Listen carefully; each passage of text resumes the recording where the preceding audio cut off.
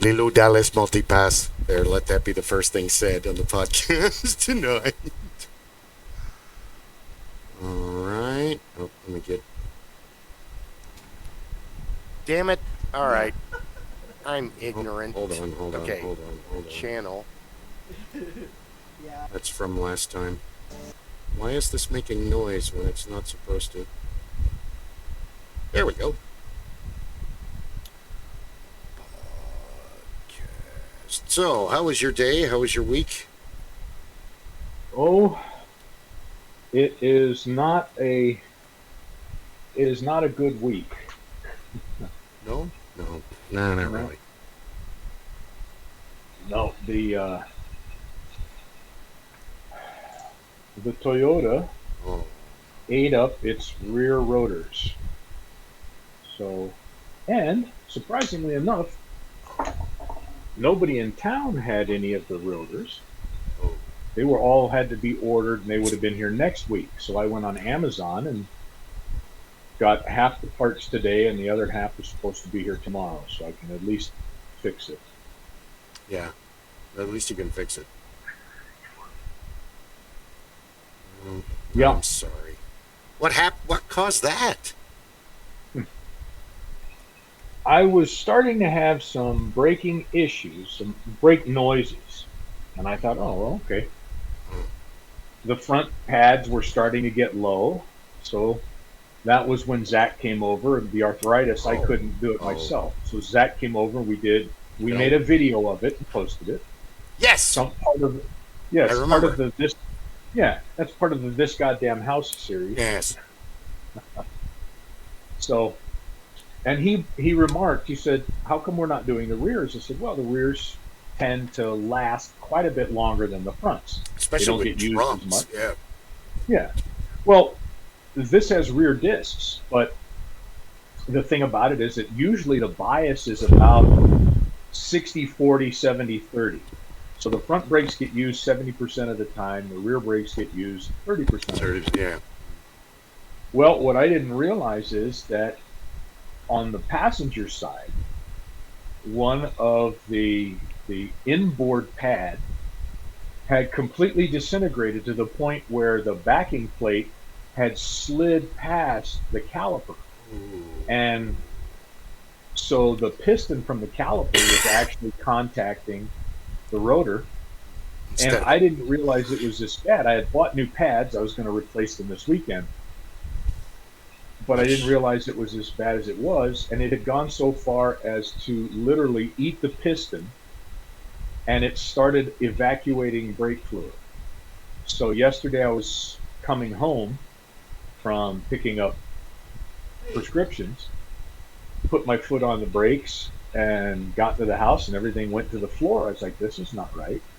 So I went to check it. The master cylinder was dry. I thought, okay, maybe the master cylinder has gone, but I did an inspection around the vehicle.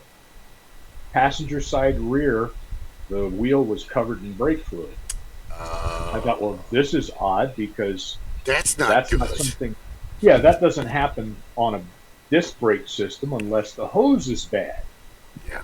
So turned it around, put it up on jack stands, saw all the damage, and then had to order all the parts, which I wasn't prepared to pay for, but I didn't have a choice. So everybody is tight on cash. Well, let's talk about something that it's not universal suffering. Jingo will not be. Let me do the. Hello and welcome to the Supreme Council of the Master Geeks Lodge. I am Bill Kelly, Hornswoggle the Great, King of Fools, Lord of Idiots, Peasant Hero, and Lord of the Bridge Trolls. All of them answer to me. Yes, everyone. Especially those guys that live on it. Yeah, you don't want to know about it. And we are here. I am here on the council, and with me I have. Clay's having. Hi, I'm muted. Hi, I'm Phoenix Made of Clay. Phoenix Made of Clay on YouTube. All sorts of silliness going on there. Creativity, talking about mental health, just life in general. Thanks for joining us tonight. And Rob.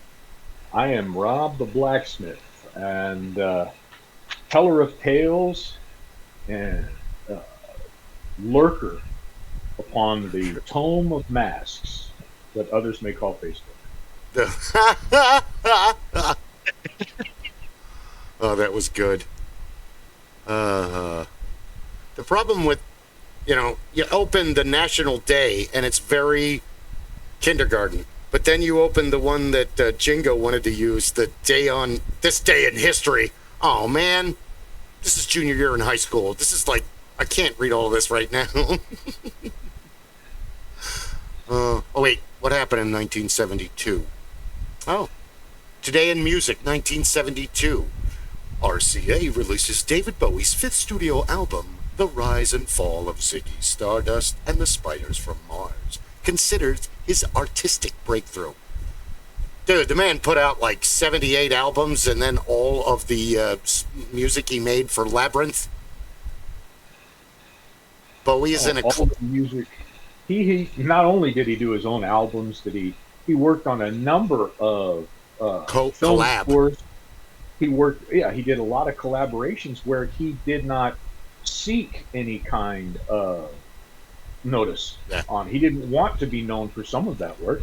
And then in the 90s and the early 2000s, it became very big for him to do a lot of collaborations with special covers or historic reruns and things like that, because he lived it. He was a part of it. Yeah. And the people he worked with were also there. So it was great for them to all commiserate the loss of their youth. Yeah. I didn't know... He was a perfect judge for the walk-off on Zoolander. This is true. I didn't know... I thought I knew David Bowie until I met Paul, and then I really got to understand David Bowie and had no idea that every single album is its own story. It's a new David Bowie character making an album. And that's how you have to look at all 74, 75, 73 of them. There's a lot of them. The black one was the last one. And it even came out in vinyl. How about that? Yep, he was of the generation of musical storytellers. And that was lost in many ways over the generations. You don't find as many albums that tell a story. Right. They want to tell you a tale. They want to take you on a journey, not just, for a 3-minute and 23-second journey. I want to take you for a 1-hour journey, and I want to carry you through all of this. Whether it's a Crosby, Stills, Nash and Young, or even the Eagles, the whole Hotel California sequence. Yes, it's a prolific song. Yeah, it's great. Yeah, he's trapped in hell or purgatory. You decide. But it's the whole album, guys. Even so, I'm a big Billy Joel fan, but The Stranger is all about a bunch of songs about people's hidden desires. Glass Houses, that's an album about a bunch of calling out shit on people album. Turnstiles, that's all his rage and the angry young man and all, The River of Dreams, one of his last albums in 92, 93? It's all a dream sequence kind of songs. In the middle of the night. Well, they're going to be goofy and funny, but also We Didn't Start the Fire. That was actually a pretty heavy song. It's up there with Vienna or Don't Ask Me Why or, so many of his other... Yeah. Yeah, for a long time, the Stones did that. Led Zeppelin was renowned for that. Yes. Pink Floyd lived for that aspect.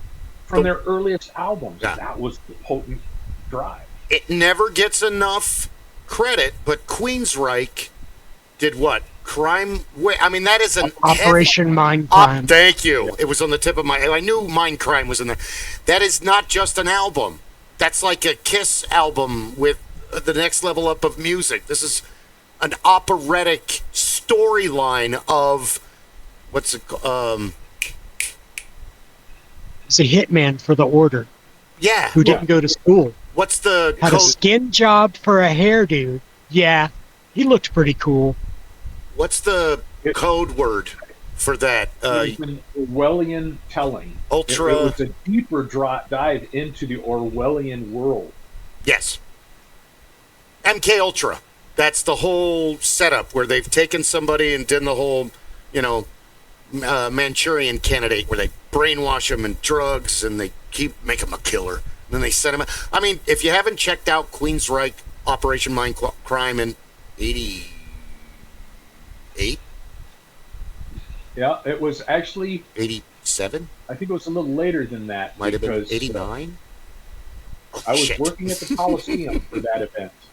Really? You got to see Jeff Tate sing live? I'm impressed. The man has pipes. It's like Phil Ensemble. At that event, it was an exciting concert series.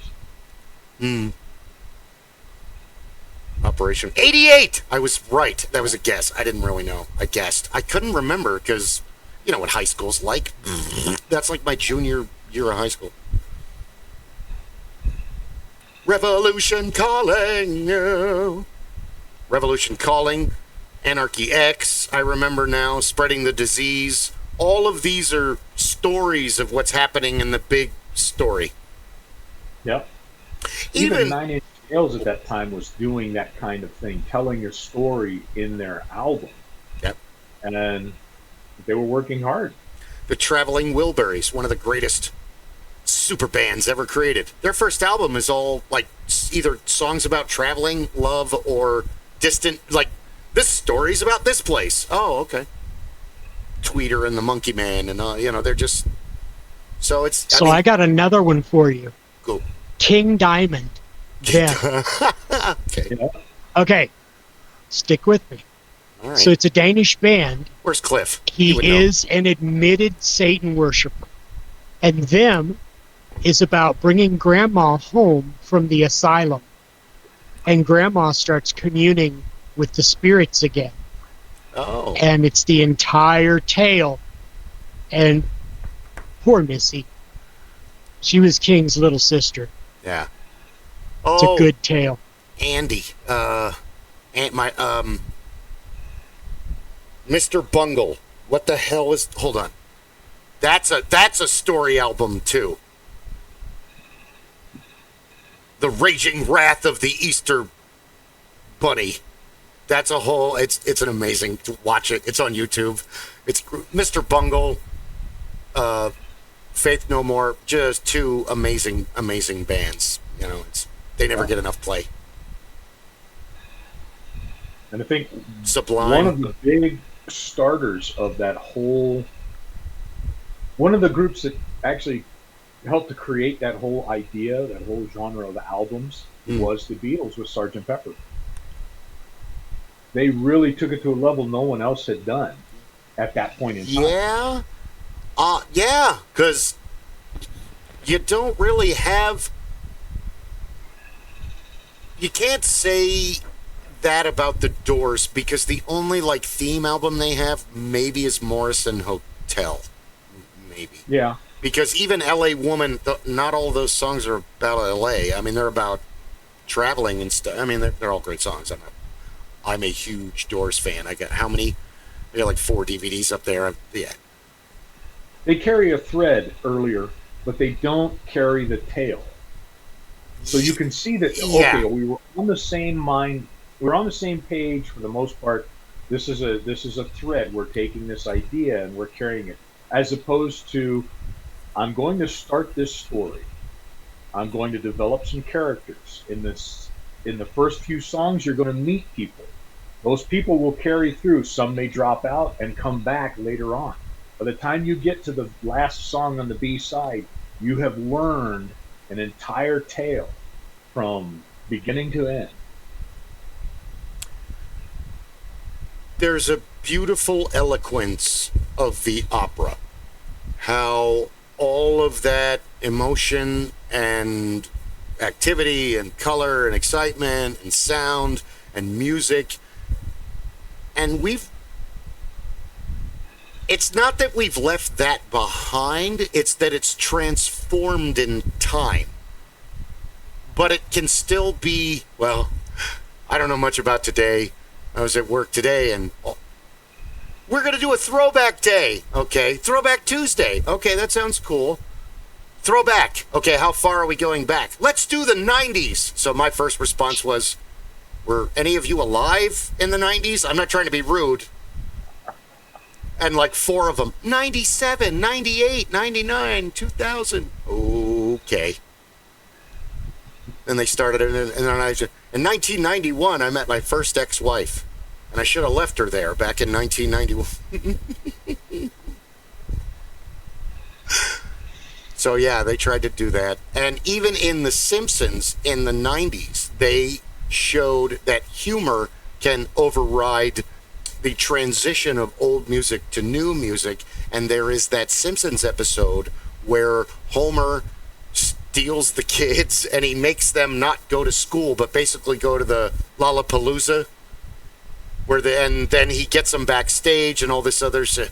Oh, Frampton's guitar is talking to me, and Otto's in the, well, my shoes are talking to me. Don't worry, Otto, we won't hurt you. It's banned, they don't show it anymore. But there is a point where they go backstage and the stage manager has a clipboard, and all of a sudden he gets mad. All right, someone ordered the Springfield Orchestra, probably while high, Cypress Hill. I'm looking in your direction. And then the 3 of them are like, did we order I don't remember.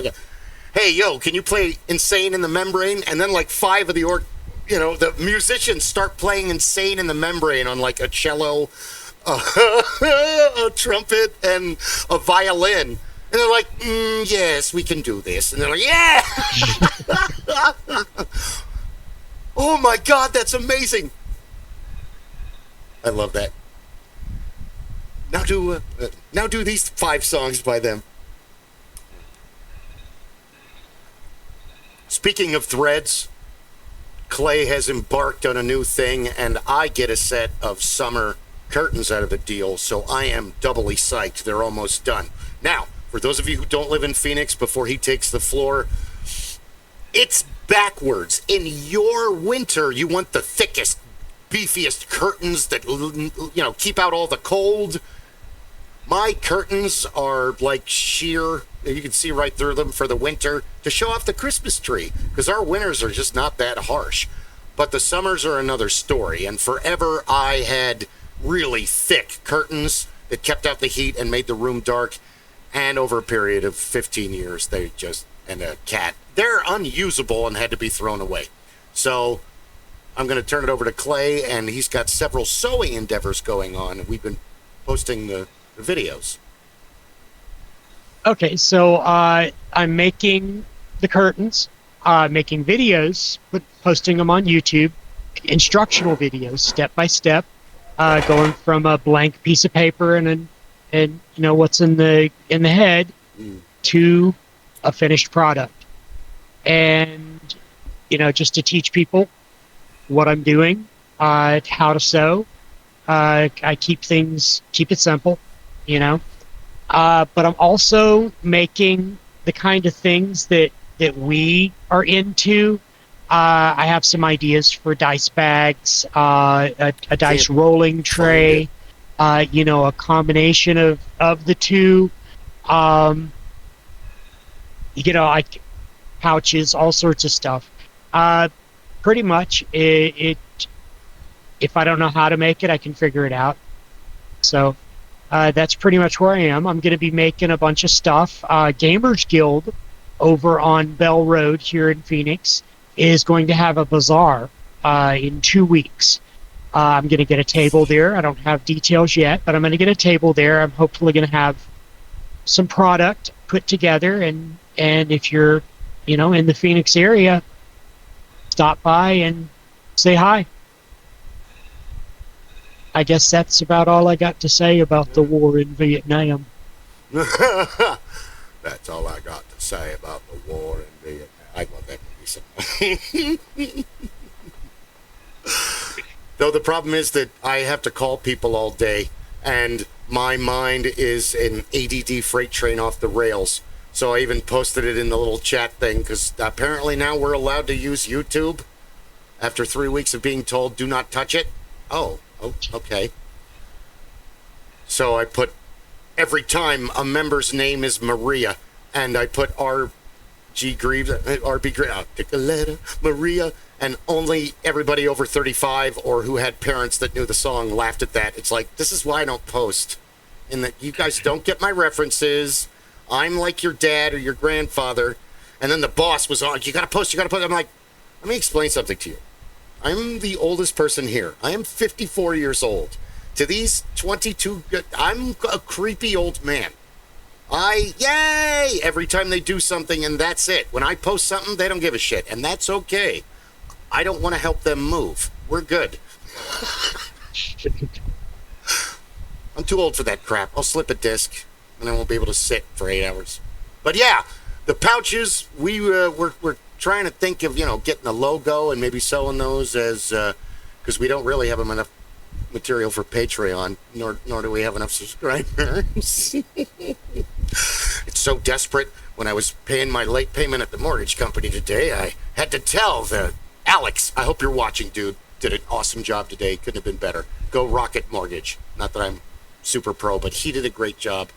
And, when you're a customer service person, if somebody gives you good customer service, it means all the world. Because you're like, thank God, all of my work is not in vain. The universe is finally throwing that boomerang back to hit me in the back of the head. All right, I like that. Well, Clay, don't forget to throw in a little card or something that says that these pouches, these dice trays are all recommended and very much appreciated by the Supreme Council of Master Geeks. Not approved. That's a great idea. That's a great idea. Appreciated. There's a different. Appreciated. It's a different A. Actually, I'm going to use those words exactly. Appreciated, but not approved. Not approved. Not yet. We're still patent pending. It's still going on. Right. Not necessarily approved, but greatly appreciated. Why aren't they approved? Well, getting everybody together to decide on something is a bitch. But we can appreciate a lot of things. That's It's given. a council.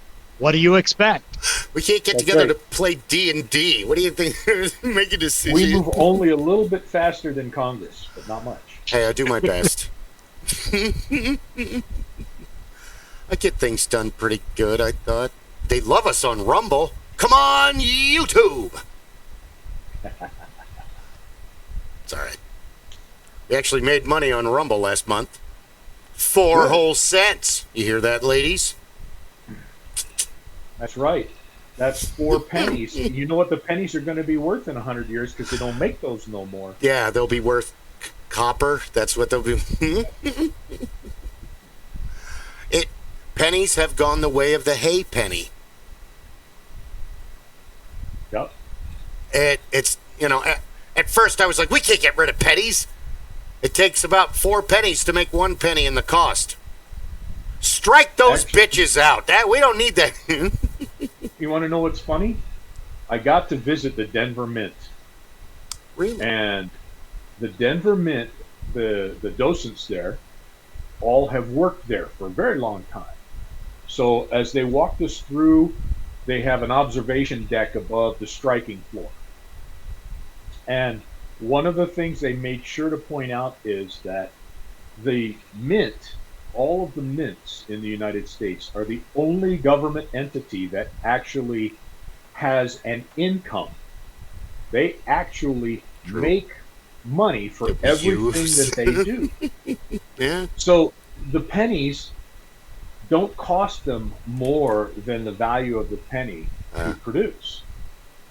They had, at that time, this was almost exactly a year ago, they had still on hand enough materials and blanks that they could have run their production for another, I think he said another year or two, without having to dip into any new cost to purchase materials. The other thing was, it does not cost more to make a penny than it does for the value of the penny, because they actually have a budget surplus because of all of the other materials. Zinc. They sell the money to Yeah. the banks. The banks have to pay for the money.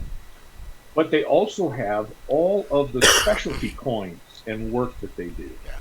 So they make enough revenue from the speculators, the numismatists, and the traders who buy and sell in specialty coins to cover all of their operational costs and to turn a profit. And it has been that way for decades. So it was a very interesting and enlightening thing. That was when I found out about the special quarters program that they were doing for superheroes, DC and Marvel superheroes. So no, there's Denver. There's like 5 mints, aren't there? There's like Denver, Philly, San Francisco, Philadelphia. And is there one in DC anymore? I don't remember, honestly. I don't remember either.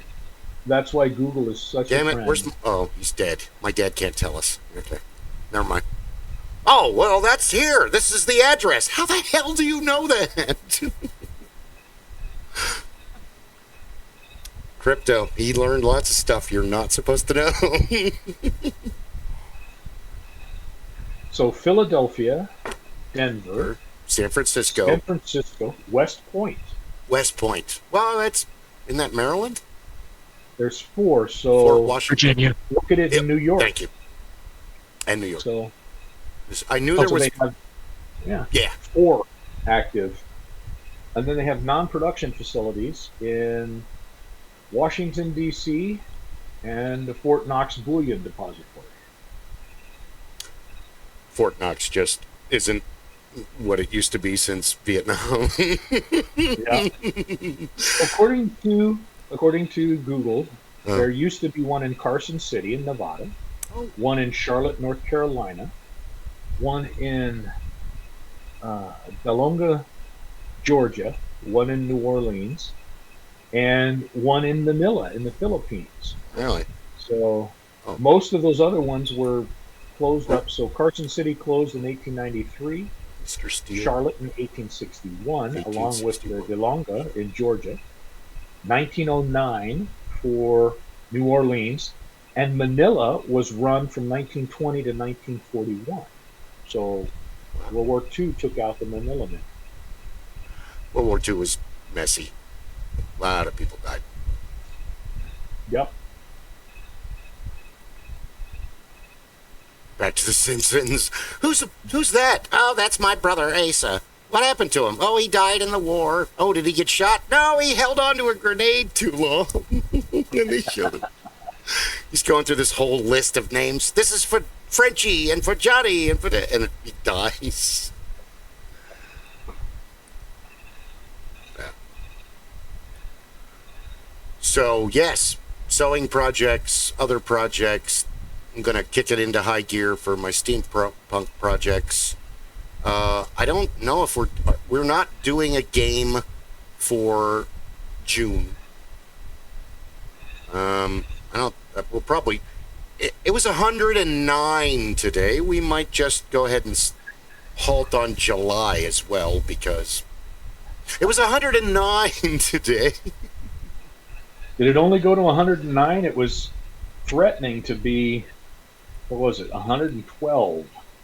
No, please. No. In fact, my phone says, so the Weather Channel says somewhere in Arizona and Phoenix it got to 112. Why does your phone want us to suffer? Ask why. My phone loves me. Apparently so not. much so. Apparently our humidity dropped from 21% this morning to 12% this afternoon. I went out to turn off the AC at the breaker because if I don't, the compressor will just keep running even though we've reached the target temperature 5 minutes ago. And they're all morning long, no clouds. Now everything from the east to the north is just covered. And then, damn it. Crap. I'm getting old. I can't remember anything. In Chino Valley, it's been raining today. Just say it that way. We've had rain to the north. Theo, sorry. And Tucson's been getting rain. Ooh. So Mom moved to North Tucson. Yeah, North Yesterday, Tucson. Yeah. they got hammered pretty good. And this morning, into the early afternoon, apparently there were cells around there, but not necessarily there. All of our rain has been to the east and to the north of us, which tells me that It's coming. as It's these coming. storms kick, we are going to get our hats handed to us potentially for the monsoon this season. That's great. Hooray! Upside down tornado punching Phoenix. Yeah. I love the monsoon. I always have. I miss the old days of, what time is it? It's 5 o'clock. Oh shit, we better get in the house. Why? Monsoon's coming. There's going to be a wall of dust. It's going to attack the Phoenix metropolitan area, and we are going to lose every year. The good old wall of mud.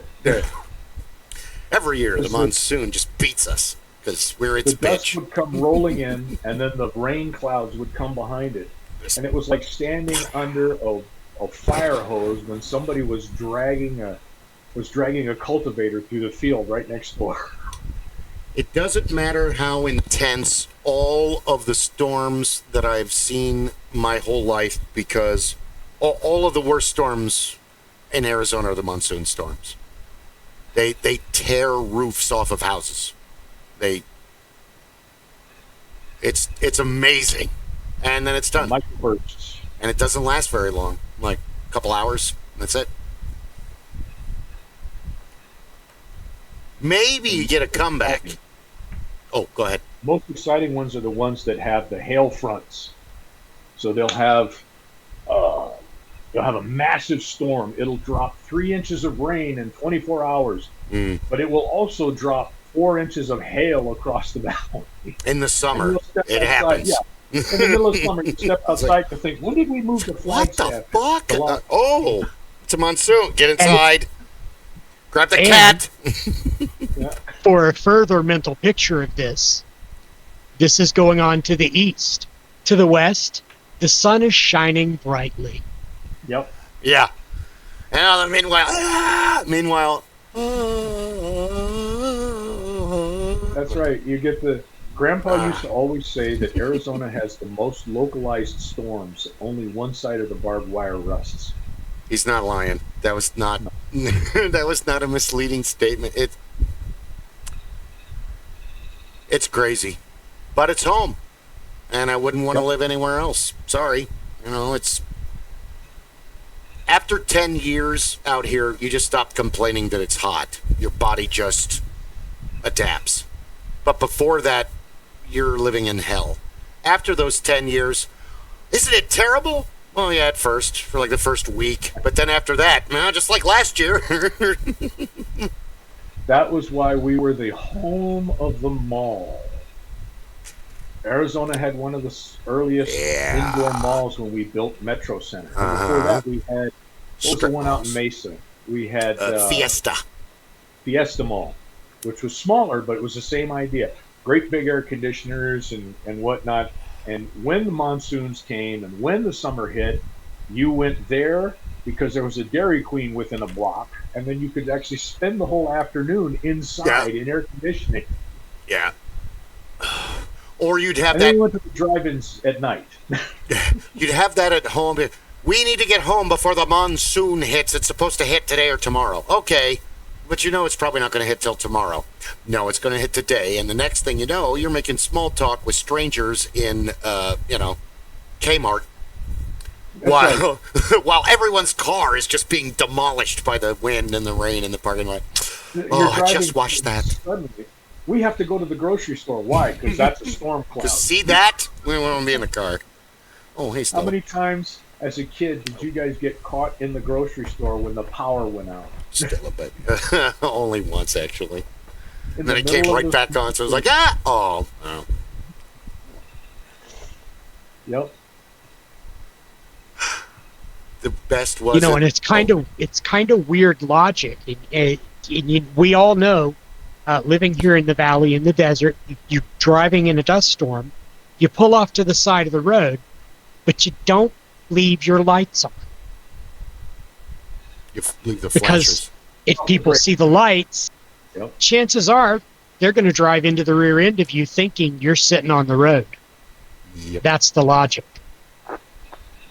One of my oldest memories is driving to Tucson in my parents' Cadillac. So he had a 1972 Cadillac 4-door, the Coupe de Ville, whatever. I mean, the land barge.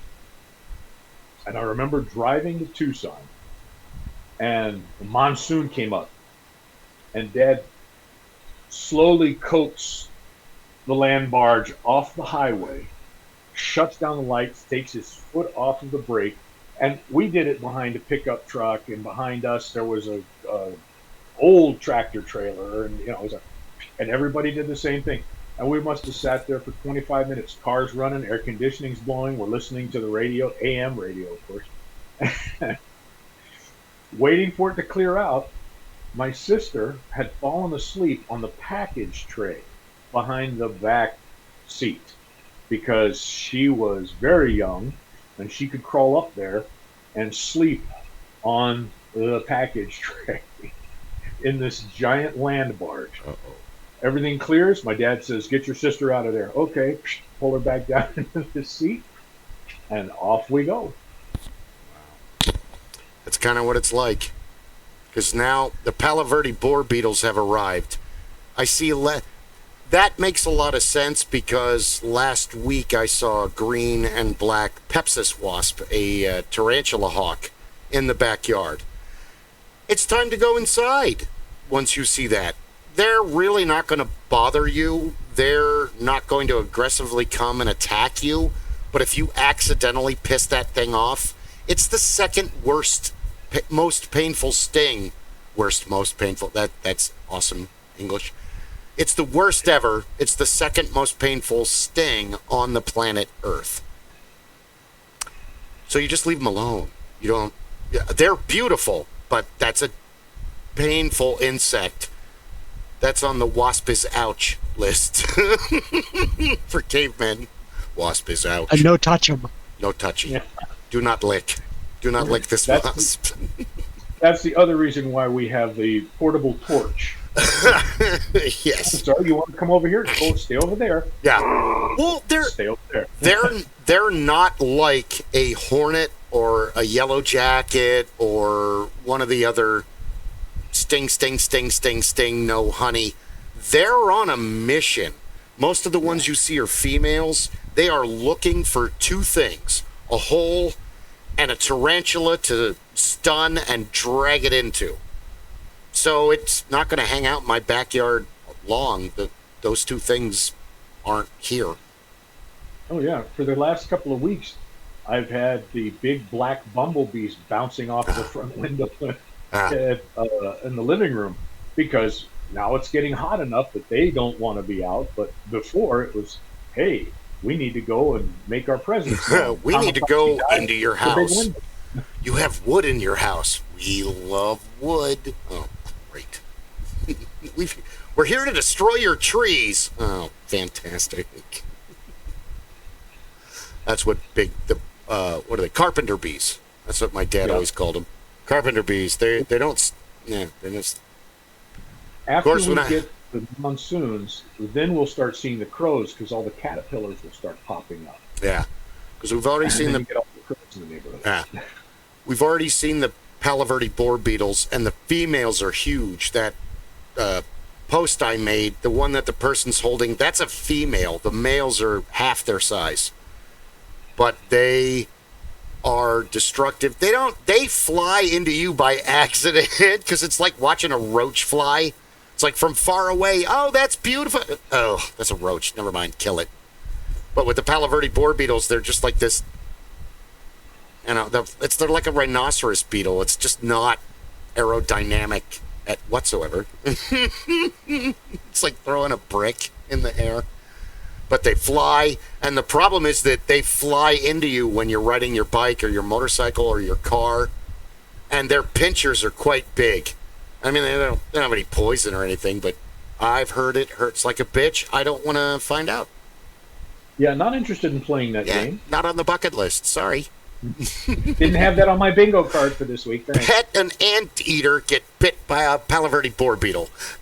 Ooh, anteater. Let's go with that. I want to pet. I bet they're bristly and coarse, like a horse's mane, donkey's mane. Anyway, so the fun part was always the ranch dogs, because we always had big. I wouldn't call them mean. I wouldn't even call them aggressive. They're just big, strong dogs. And so, if it was flying in the area, it was a flying raisin or it was a jalapeno raisin. Oh, and yeah. They didn't give it because it was just time to eat this thing. Why are you flying here? Chomp. Ruckus learned a very valuable lesson the day before yesterday. Leave bees alone. And even after he got stung, because I'm pretty sure he got stung, he kept a close follow of it as before it died as it walked through the grass in the yard. Like, you have a vendetta against this thing. Just let it die, dude. Well, you don't understand that, do you? You're a cat. You have no idea that this thing just killed itself trying to protect you. It gave away its only weapon in life. Yep, just decided it was going to have at. My sister had a cat years ago that used to hide in the tall grass in the backyard. And it would wait for the cockroaches to fly low over the grass. Yep. And he would jump up, and this cat was something else because I used to watch him swat at the cockroaches with his claws. Yeah. And usually when he caught them, it was like the old samurai joke. 2 pieces. Oh, nice. Because he was not amused. Stella, baby. You're sweetie. Yeah, that. Oh man, I'm like on a phone call, and Ruckus went from nice petting to. I could yell. I was talking to some woman. I'm just gonna add your text info. Okay. Oh, I'm all right. Hold for just a moment. Yeah, sorry, I hit the back of my ankle with the chair. You know, I had to make up a creative lie. Forgive me, I had to kill my manager. I'll be right back. Oh, that's too funny.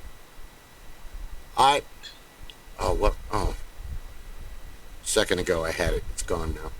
Wanted to talk about something else. Well, it's like summertime. My father used to complain all the time when we were young because I would, like you had talked about, we had heavy curtains on the house.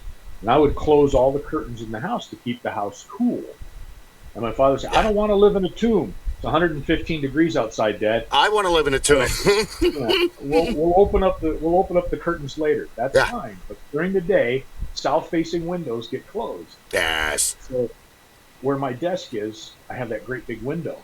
And I have those blinds closed. As soon as May hits, it's like, close these down. I don't even want to know that the outside exists. Yeah. From November to April, we have our windows open for the most part. It gets a little cold, this and that. They're supposed to be. My sister, I was putting the window. Mary and Ed insisted that I borrow Ed's new wall unit. He hasn't even used it yet. I felt really bad about it. And it's making a noise, and that worries me. So maybe I should be turning it off at some point, but I have it on the very low setting, and it works fantastic. I don't want to turn it up high. But it's making a noise like something's rattling around, falling. It's not completely level. I did my best after I looked at it today in the light. I'm like, I can hear the old man yelling at me in my... Hey, look at what you did! Well, didn't really have a lot of time. It's kind of slapdash. Sorry. This is hodgepodge. Yeah, I know. So, the difference is amazing. But Beth, seeing that, I ordered you some stuff. She'll stop getting me stuff. So, some more evap coolers are coming tonight and via Amazon as we limp through the Arizona summer with limited AC.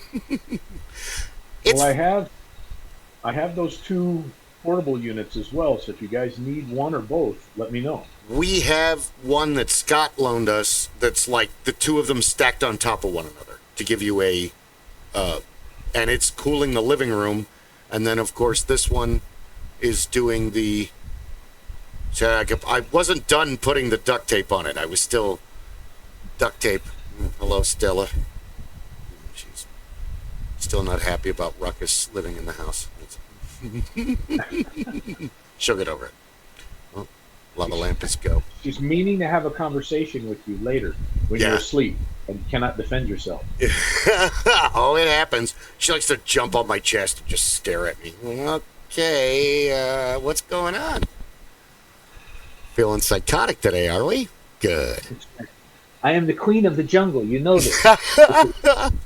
If I was just 500 pounds heavier, your ass would be mine. Own your ass. Eat you. Yeah. Now get me treats. Okay, get you treats. They want nip. My cats are potheads just like I am, so that makes sense. They mimic the behaviors of their owners. What are you going to do? We need to get one of those elevated planters like I have on the front porch, and we just fill it full of catnip and just let them... They'll just lay... I'll just put it in the shade, and they'll just lay in that all day. Yeah. All but one. It grows like a weed, too. Yep. It's part of the cannabis family. It's just a distant step cousin. But Venus would be the only one that would have no... She really wouldn't care. The other five, they'd be licking the plants all day. Mix it with catnip and chamomile. Hey, there you go. And you're all set. Let them cross-pollinate. Be all relaxed. Yeah. I'm so mellow right now. But I feel great. Because I have a couple that... a couple of them, the nip mellows them out, and Ruckus and Steel, they become nuts. So that's fun. And Ruckus is already nuts. He's crazy. He really is. That's where you need the NyQuil catnip shots. Come here. Yeah. I have to distract him or lock him in the house in order to do anything in the backyard. Because he's right... What are you doing? I can't water the plants because his head comes where the water is. And then now the water is running over his head and he's turning. And okay, thank you for helping. Dude... Oh, yeah. Oh, but he's just so freaking cute. Look at him. He's adorable. Little Ruckus. Ninja slippers Patent in the pending. Little Ruckus. Little Ruckus. Ninja slippers in the front, high, soft cavalier boots in back. He is Puss in Boots. I think that's where the reference came from. Their coloring and their markings. It's so cute. See, now you need to make a little sword for him for Halloween. Oh, we really do a little costume. My cats. Venus is average intelligence. Stella is just above average. Steel is very sharp. Sappy yells a lot. And then yeah. Wiggles is kind of like baby Huey. He's average intelligence, but he's just non-compass menace. He's just kind of there until there's something happening, and then he kind of gets involved. But Ruckus is the smartest cat in the house, and he's only almost two, and Wiggles is almost 3. So I'm kind of fearing for the future because he gets into things too. He's curious and he's intelligent. That's a terrible mixture for an animal. He likes to randomly knock over the trash. That's a fun hobby for him. I think at this point he's getting bigger so he can... Okay, I didn't even tell Clay this. We're sleeping on opposite sides of the living room. One couch, it's like the love seat couch thing. Thanks again, Ashley and Amanda, for the furniture. And got to get up every... Got a couple of couches asleep on the love seat. I'm a loser, baby. I'm a driver. I'm a winner. Things are going to change. I can feel it. So we have the AC unit and the big portable evap that awesome neighbor Julio loaned us. So you got to get up like every hour to put pitchers of water in it. Otherwise, the big filter starts struggling. So I get up, and they want to go outside, but it's like midnight, and I'm half awake, and I'm like in that, no, too early. And I keep telling them too early. Ruckus is so mad he tries to fight with Steel. Steel is not having any of it. Ruckus is almost as big as Steel, but he's gotten a lot stronger and bigger in the time that he's here. Steel ignores him, walks away from him. This little cat, bigger than him, grabs him, lifts him up, and slams him down, and then bites his neck. And Steel's like, "Whoa! All right, you got me. Let me up." And he held him there for like a half second more, and he was like, "Yeah," and then he let him up, and that was it. It was like, what the fuck just happened? Well, Ruckus fights with Murder Mittens all the time, and Murder Mittens is a Maine Coon mix, so he's a big fucker. You know, he's strong, and they match each other. Speaking of which, he's well, maybe hold on. I'm sorry for the motion sickness. There he is he's all curled up. He's asleep. Wiggles. Yeah, he's out. So I was undecided on the name Ruckus. It was something that Bill had suggested. And that night, I was laying in bed, and I hear a noise. Okay, so I've got a bookcase mounted to the wall, and there's like this much distance between the top of the bookcase and the ceiling. Oh yeah, I forgot about that. All right, and I stick all my games up there, all my board games and all that. Well, Ruckus, I turn on the lights, and I look up there, and Ruckus had made his way up the desk and up to the top of the bookcase. Why not? So I turn on the light, and he looks at me. Little fucker does a Batman. I'm Batman, and he just comes off the top of the bookcase. And I'm like, shit. Full aggro. Ruckus. That's it. He's a holy terror. He attacks. Sappy, that's not fair because that's back and forth. That's like Tom and Jerry. That's like, okay, he's guilty. Yeah, but he does stuff to... Okay, yeah, that's right. It's Foghorn Leghorn and Sam the dog. Yes, they're both aggressors. Okay, we've covered that. But besides Steel, which that was... He terrorizes Venus. Stella hides from him.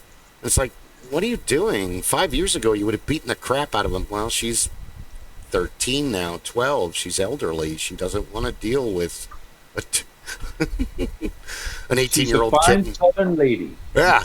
Time for that crap. I'll catch you tonight when you're asleep. Kill you. They pretty much, they generally get along. It's just that he's almost 2. He's a kitten. He wants to play. So it's never ever get just one kitten. As a PSA, it's sad. Luckily, Wiggles is younger. But other than that, the twins, Sappy and Steel, are 7 now.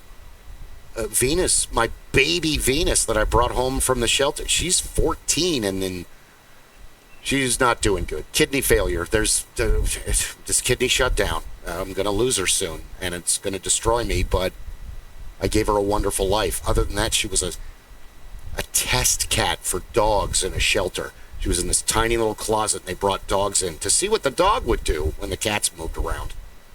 Right. So I gave her a wonderful life. She's totally spoiled. She runs my house. She's my tiny cat wife. I'm literally like doing stuff, and she'll come in and cry, and I'm so trained. Clay's laughing because he watches it all the time. She makes one noise, and I automatically take my headset off, turn around, and stand up and go, yes? Because we've done that for 10 years. Since Christine moved out. Yeah, she was in one of my videos last week, and, I said it on the video. She gets to sit wherever the fuck she wants. She does. Venus runs. She was right there. Yeah, she's like 9 pounds. She's tiny. Yep.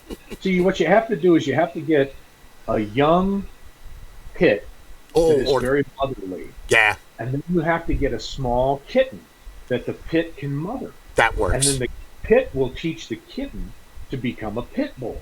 No matter how much the little 4-pound thing becomes, it will be convinced it's a pit bull. That it is a pit bull. Yeah. And then you will have a lifetime of adventures to watch. Yes. If you can't get a pit bull and a kitten, get 2 or more kittens when you get the kittens. Don't think, oh, well, I only want one. It's going to get lonely and it's going to drive you crazy. And then you make the worst mistake ever. My cat's about to die, so I'll get a kitten so he'll have a friend before he goes. Yeah. Here, toddler, play with great granddad. Yeah, it doesn't work. That cat wants to sleep all the time and maybe play for 20 minutes and then sleep for 14 hours because it's almost time. That and cats have that thing that's kind of going on. We just watched it yesterday, where Venus is dying, and in cat society, that's a burden. That's a waste of food. So the middle-aged ones and the younger ones will kill the ones that are very close to death because they look at them as a resource hog, a wasted, they're animals. So anyway, on that note, that was. Hey, sorry. We're not letting it get that bad. No. Okay, we're not letting it get that bad. No, wait. Further part of the PSA. Further part We of the care PSA. about our Kittens. critters. Oh yeah, they're spoiled. Don't worry about it. Yep. They have a catio. It's in better. Anyway, it's fine. So I cut a hole in the wall of my house and installed a cat flap, so they could go outside when they wanted to. They're fine. They drink filtered water that I buy from the filtered water store. They're fine. Filtered water. Yeah, this dad actually sacrifices his drinks out of the tap. Yeah, I look at that as dirty. I mean, why would you give your kids that water? Ugh. But then I go make coffee with it. So, sorry, Rob. Go ahead. You say that the stuff that comes out of the tap, Grandpa actually liked. I mean, he had a filter at his house. He couldn't drink the water up at the ranch because that came from our well 200 feet down, and I loved it because in the middle of summer today, I could go up. I could be at the ranch today and pull water out of the faucet, and it would be colder than if I left a container in the refrigerator, and I would live for that stuff. But it was, would you like a slice of water to go with your lunch? I mean, we're talking serious minerals here. Yeah. Filtered through the greatest, finest granite in the whole state of Arizona. Arizona has very high levels of alkali and calcium and like 4 other things in their water. Also iron too. Like everything's pink. It's weird. Yeah, rocks, uranium, you name Quartz. it. It's in the water. Yeah, it's everywhere. But yeah, curtains, kittens. We're talking about it all today. Oh, here we go. Let me squeeze this in since we were doing. Hey, Bill. Amazon. Yeah. Oh, they came? Yep. Oh, fantastic. Un momento. Thank you for favor. grabbing that, because I was going to go. I should probably wait for him to come back, but today is the day that Jim Thorpe played. There it is. He makes his professional baseball debut for Rocky Mount of the Eastern Carolina League in a 4-2 win, causing him to forfeit his Olympic gold medals. This was big controversy. Jim Thorpe was just an amazing athlete. I forget what tribe he's from. Hold on one second. James Francis Thorpe, Native American. Birthplace, Frog, Oklahoma. Lost generation. He's a Gemini. Huh. March 28th.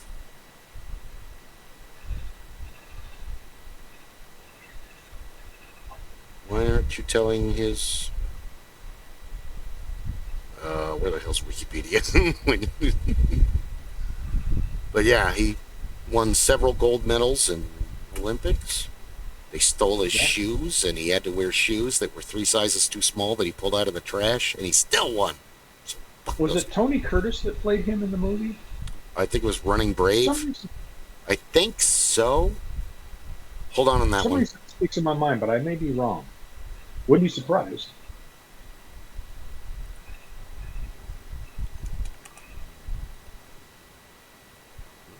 I can't remember what I used to know which tribe he was from. the Sac and Fox Nation. First Native American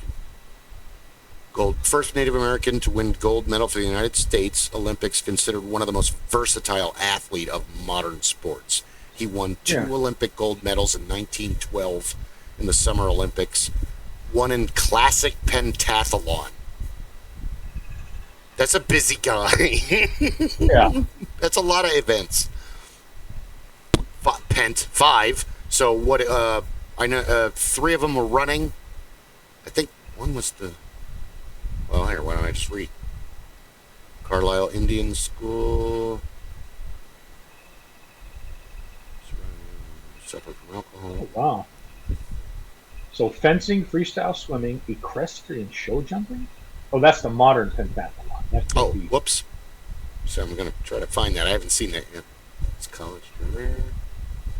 Olympic career. Oh, here we go. Long jump, javelin throw, 200-meter dash, discus throw, 1,500-meter run. I'm tired just saying that. Saff. So yeah, he did all of that shit and gold medals. I think you're right, Tony Curtis. I'm looking at him on Wikipedia. Baseball, football, basketball. Because he got his medals taken away because he was being paid to do baseball. And he's like, they're not even related. And he's like, the Olympic Committee was like, that's not how it works. But they did reinstate his medals. In 1982, Wheeler and Ridian established the Jim Thorpe Foundation and gained support from U.S. Congress, and they overruled the 2020. The petition went through. Because, dude, he's a hero. The rest of the world loves him, and Americans are like, who? Dude, Jim Thorpe. My dad told me about Jim Thorpe. Where have you been? Exactly. He was one hell of a man. I mean, he played everything. There wasn't a sport that he was not able to play. And there hasn't been a amateur nor professional sportsman of his caliber in a very long time. Well, he's basically the Native American. Who's the famous Greek that's like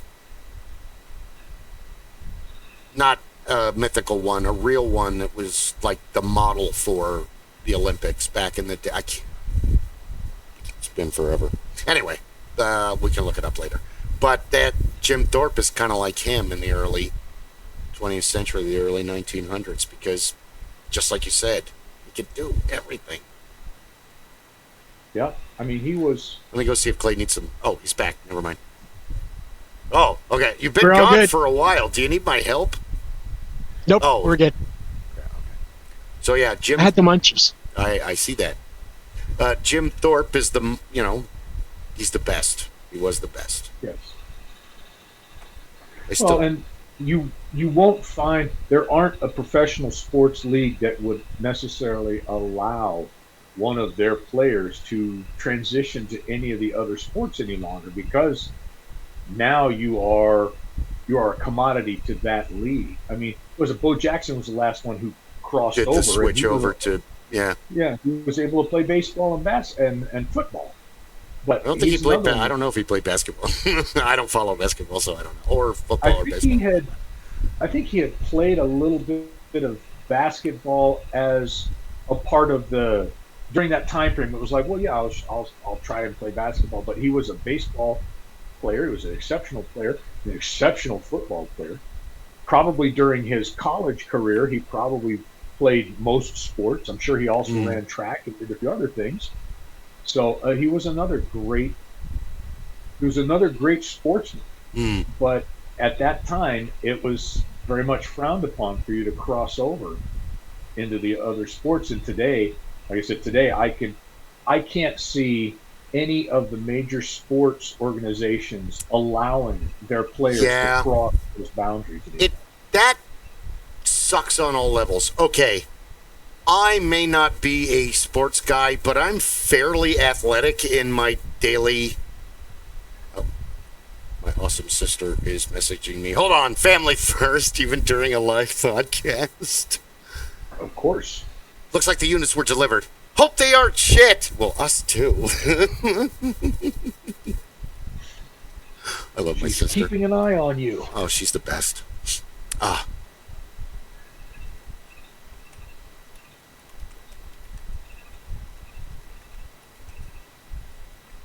You are now part of the podcast, Beth. Even though you're talking to me on Facebook. Yeah, congratulations, you have been admitted. You are now part of the council. She already was. Google gobble, one of us. One of us. Google gobble. That's what I always tell everybody, even strangers at work. It's, before you get to know everybody, it's like, oh, my sister's way more social than I am.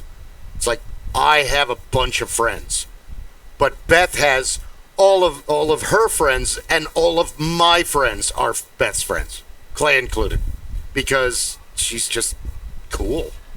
She's a cool person to hang out with. She loves people. She cares about everybody. Sweet. Thank you. You rock.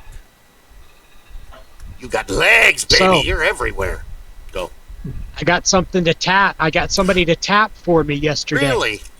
Okay, yeah. Yeah. Clay got this for us for the council, and I don't know how these work. I have to look it up. Go ahead, explain. Okay, so they sell these as dog tags as well. Got these off of Amazon. I think it was like $5 and change. Sorry, SCT. For no cost other than the purchase, you get 5 fields. I have my name, my phone number, my email address, and my YouTube page. 4 fields, 4. So those 4 fields for just the purchase. You want to pay extra, you can put extra stuff on there. But name, phone number, email address, and YouTube works for me. That's cool. Give them another 10 years, and these things will have little holograms like in Star Wars that get up and do a recorded, like kids running around a tree, or, like a squirrel or something. Well, this product, they recommend these for dog tags.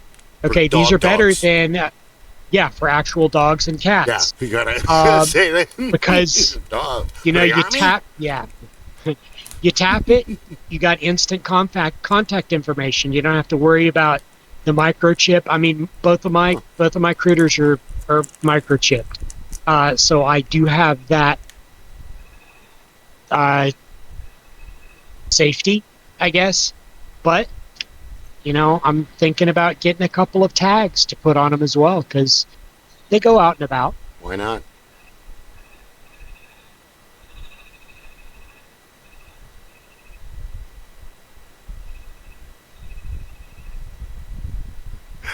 Beth sent me a picture. I'll post it. But her hat, her baseball cap said, "My dog said you're a hoe." I love my sister. You can always see Beth next year at the Renaissance Festival from February to the end of March. She is the co-manager of the costume rental shop outside of the gates. My ex-wife, Christine, is the manager. Clay used to work there. I used to work there. Dave still works there. Even, one of my kids has worked there. And is usually super busy. And for her, Ren Fair is like a place to relax and vacation and stuff, where Finn, that was, it was a real job this time. So, not so much fun and watching shows and doing cool stuff, but I need this. Go do that. Hurry up. Go clean this for me. Do we have one of these? Go upstairs and get that. It's a different experience. That's an awesome hat. I will post that later when we're not live. So, yes, I think they're an awesome idea. I have not caught up with the technology, but hey, cool. I don't have to spend how much ever at Vistaprint or one of the other ones and get 500 or 1,000 business cards and hand them out everywhere. Though I do enjoy that. I tell everybody about the podcast because, This is the Avon and Amway of the world today, isn't it?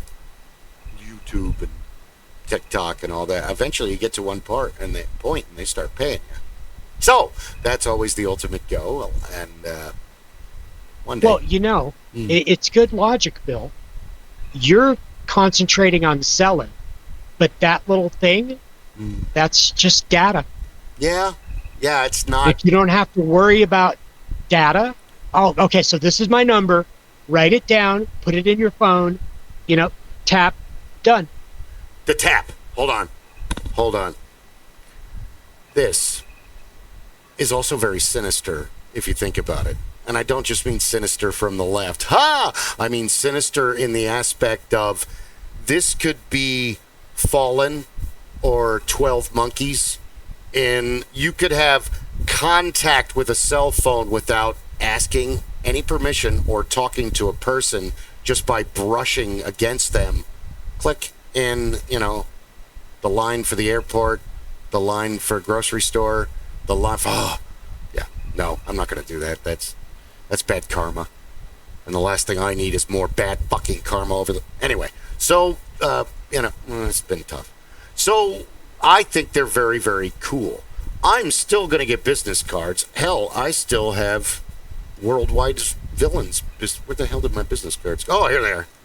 Yeah, business cards. But they, might help if... here's Guy and I, worldwide villains. These were the first 2006 worldwide villains business cards. Oh, hey, Safi. And then the newer ones are much better. Christine redesigned them. Christine and Paul kind of redesigned them, and then they have a picture of the Earth. Well, business cards are a good idea, too. Oh, I love them. And especially, I don't know what Vince... It's been decades, but I don't know what deals Vistaprints are running. But, yes! Oh, my God, you got a stack of them? You're our hero. Hero of the council. Whose phone number is this? I ordered those Jameson. printable cards, and Really? that's what I did, was I made a whole boatload of them for everybody. To hand out. They have all the information on the back. Nice. As well. So that way, they can be handed out. I gave one to one of the cashiers that I talk to all the time. He asked me questions about comic books, and then we discussed comic books, and I told him, I have a podcast. He's like, really? And then I gave him you gave me several cards, and I gave one to Clay. So now I just have one left. It's in the living room. So I don't want to give them away. I'm thinking about, there's online QR code generators as well, so I may just see about creating some QR codes and print another batch with the QR code on the back. That'd be good too. I mean, along with Clay's dog tag thing, these are, it's the future. Yeah, that was one of the options, is they would generate a QR code for you and put it on one side of that tag. Yep. A brother in Lodge, the brother that owns the cigar company, went out and bought the dot cards. So it comes their solid color. He bought them in black, of course. And it's the same idea as what you have, only what he bought was he paid extra for the data that it provides when you tap the card. And so this takes you to the website, gives you all the others. But that was the same idea, and he of course is doing that for his business. He goes all over the world. He goes to cigar events. He talks to people all over the place. Man. So it makes it very easy. He doesn't have to he doesn't have to hand them a card.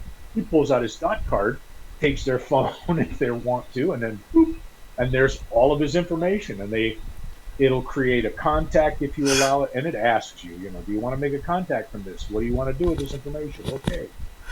This is the best time to be alive, because you could literally grab somebody's phone and do that and be like, okay, thank you for joining my ransom circle. You'll be hearing from me soon now that I have all the information on your phone. We'll be reaching out to you soon. We will contact you. You don't have to worry about us. Now we Thanks. know. Can I borrow your phone real quick? Can I borrow your phone? Yeah. Now we're friends. Forever. Friends. One of us. One of us. Google Gobble.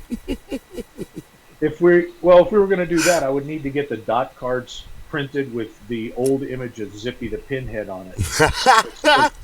He's trademarked. No, we can't do that. We got to change the. Have to come up with something else. Yeah, we did. I love the cat at the command console, but that's not our picture. We can't be using that. That's why I changed it to the business card because I don't want to get sued. I mean, somebody will sue us eventually. It doesn't matter. It always happens. But until then, let's try not to get sued. It's not fun. Nobody has a good time getting sued. That becomes a point where we say things like, I'm going to sue you. For what? Yeah. What are you going to take? Come here. I've got a box. You can take it. You're going to take my collection of Joker action figures, collectibles. Most of them are still in the box. Yeah. My used matchbook covers. You want all the rocks I've picked up from all the trips that I've got? Oh, okay. I've been collecting. Okay, music is in the blood. Some of us are cursed to feel. What do you got there? Forget what I said. He's got visual aids. Rocks? No. Those are all the cigar bands. From every cigar? This is just a few of them. These are all the condom wrappers I shaved for all the ladies. This is the used condom wrappers for y'all to use. So but that is gross. Literally cigar bands. Nice. My father would be proud. He would be laughing with us going, ooh, what's that red one? Well, now remember, what is it that I do as a mildly psychotic individual who has an ex-wife and a cigar room? Oh, that's that my is portable awesome. Perfidor. It's going to eventually be completely Covered in. Well done. It's beautiful. We love it. She's gorgeous. If I can't afford to open my own cigar lounge with restaurant and bar, I can at least pretend I have a cigar room and a kitchen. The council has voted and we stand united. I'm sure the others would agree. We are now going to start a GoFundMe for the council lounge. You got to run this though, man. I got so much going on. We don't have time for that. We could have ourselves a field day, a nice cigar lounge, a restaurant, and a bar. We'll park the 54 Chevy out front, the truck. Well, I'm still playing with that. I got so many. That's been my dream for a long time. I would love to open a restaurant, call it Uncle Bob's. My father was Uncle Bob to everybody he ever met. So all of my friends, all the kids I grew up with, everybody went to high school with, everybody knew Uncle Bob because you came to the house on a Sunday night and he didn't even ask. He pulled out a chair and you sat down for dinner. And it didn't matter how many people showed up. So, come here, sit down. And so that became the norm. It got to a point where people would show up. They would come by on Sundays because they knew. And my father would just put a smile on his face. How many more? Well, go grab me another pound of pasta. And go get me some water. Everybody. Lots of water. And so I always figured that would be, if I was going to do it, I'd open up a place. We would do comfort food and the more traditional Italian dishes and things like that we all grew up on. So real, how many people know what ossobuco is? Ossobuco is veal shanks or beef shanks. Ossobuco bone. And then he would make risotto rice, and he would do all of this stuff. It was all traditional, but this was all peasant food. And he grew up in an Italian family in San Francisco during the Depression. So his grandparents lived upstairs. And his uncles and his aunts, everybody lived in the same building in San Francisco. So that was life. And anybody showed up at the house, nobody was turned away. Everybody got fed because it was Depression. Everybody showed up. Everybody had a seat at the table. Absolutely. And so I figured Uncle Bob's, and then we'd have a nice bar separated from the restaurant, where you could have a smoking section and people could enjoy themselves. And the whole idea is that somebody should be able to come in today and sit down and have a good meal for $20. That should exist. And you should be able to sit there and enjoy yourself. You should be able to come in for lunch and have a lunch for $10. No alcohol, but you should be able to sit and enjoy, as Dad used to say, that old $10. rib sticking food for $10. That's good food. And you could be happy. That's and then a cigar lounge, so that you can have a place where people can go and sit and relax, and you can get anything in the lounge that is available in either of the other two areas. So you're sitting in there, hey, we're going to have a cigar, but I'd like a plate of sausage and peppers. Okay, and I'd like a nice old-fashioned with that. Sounds good. Yeah, dude, if I had money, I'd invest. I know chefs. Yeah, I think people Wynn would and enjoy John it. Anderson, and who else do we know? And it becomes, we know several that chefs. kind of a place becomes a destination location, if you think about it. People hear about it and they go, well, where is it? Well, it's out in Glendale. Shit, I live in Mason. It's only it's an hour away. Let's go. Yeah, all these old geeks decided that they wanted to make it. Yeah. Well, put it together, have a couple of nice rooms that somebody could rent so that, you want to have a D&D party? I got a room over here and you can rent that for $100.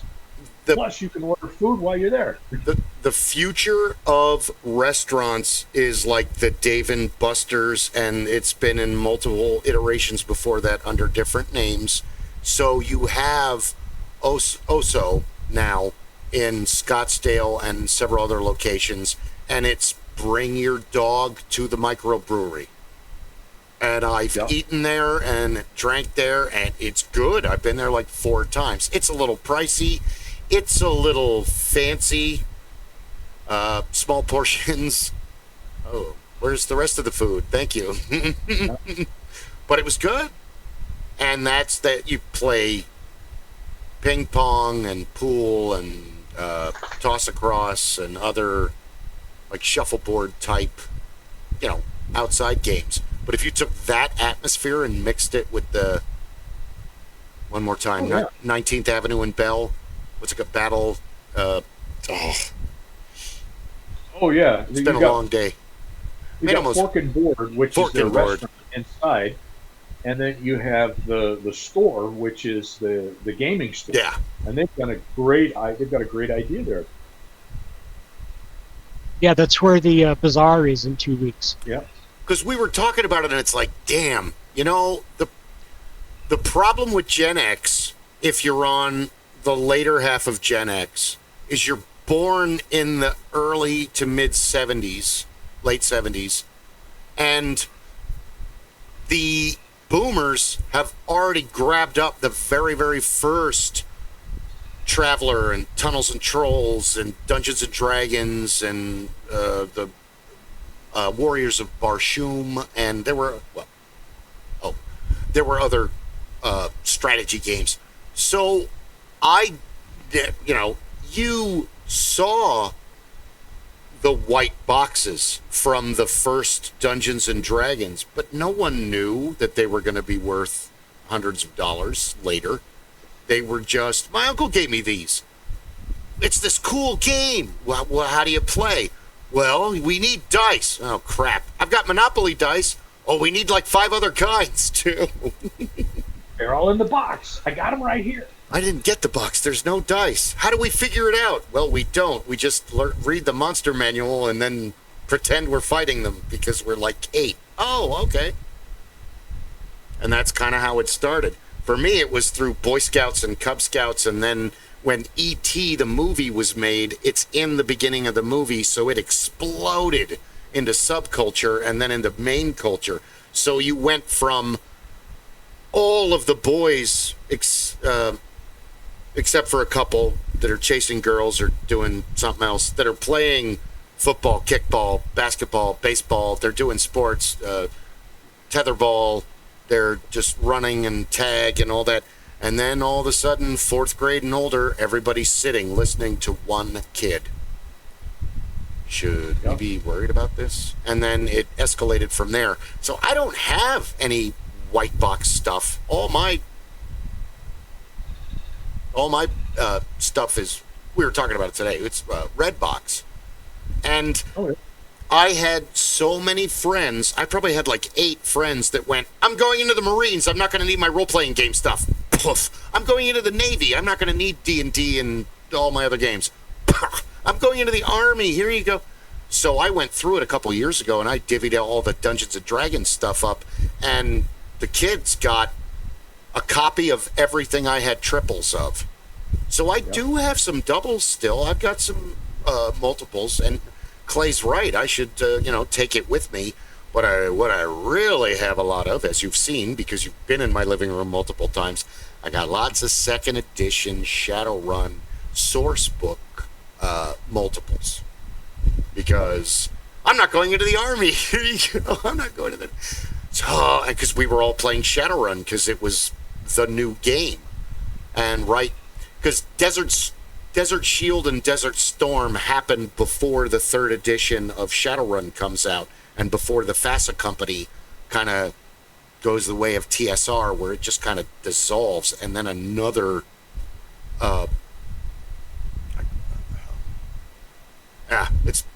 it's history. They're on edition 6, so it's gonna be wanting to do 2nd edition, because the beauty of 2nd edition is it's before like remote uplink, like before smartphones in the real world. So like even on the cover, you still, if you're a Decker, or if you're a Street Sam or a Bodyguard or one of these other tactical characters with a data jack, you can't just plug into your phone and plug into the internet, the matrix it's called, or the web, and you have to find a terminal and plug into that, and then you can get online, or you go to a cyber cafe and plug in there. But you wouldn't want to do that if you're shadowrunning, because you're doing illegal activities, and if you're just sitting at Starbucks, they're going to find you. It's a bad move. So the problem was that when Paul and I and Ron and Christine tried to do the game again, and the problem is the game is set in like 89 to 92 in the real world written, but the game in the future is supposed to be. So every time I'm like, this is happening, and Ron and Paul are like, we can do that now. It's like, oh, well, this, no, we would be able to do that now too. Well, it's that was, it's like, well, if you're not going to play in the confines of the times, then if we played a World War II game, would you just log on to? No, you can't, because the internet isn't there. So it was kind of crazy. And then we ended up stopping. And then I tried to run another Shadowrun game, and it was a disaster, and it was all my fault. I'm just not ready to. I think I'm getting better. Like, I need to take Willow and Beth and Chip on an adventure, and then I think I'll be able to DM again. And then that way, because we can't make Jingo DM all the time. That's not fair. He wants to play too. I mean, you have those friends that are like, nope, I am the forever DM. Don't you want to play? Why would I not want to know what happens next?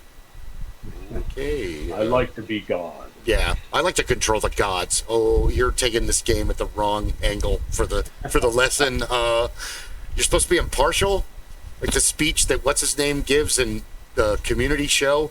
I'm the dungeon master. I owe you nothing. Spend 15 minutes arguing outside a enemy's door. He's going to hear you and run away. Because they were all mad at him that the bad guy wasn't there, and they're like, you owe us. He's like, I owe you nothing. I'm the DM. You're lucky you're still alive.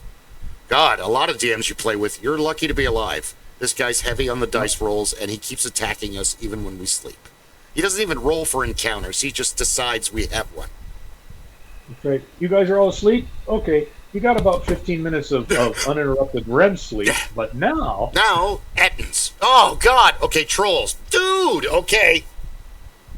Blue Dragon. Oh, you know what? I don't want to play this anymore. That's right. You happen to be falling asleep in an owlbear's cave. Oh, great. Thank you. There's 50 of them, and there's 3 of you. What level are we? 5. No. This is...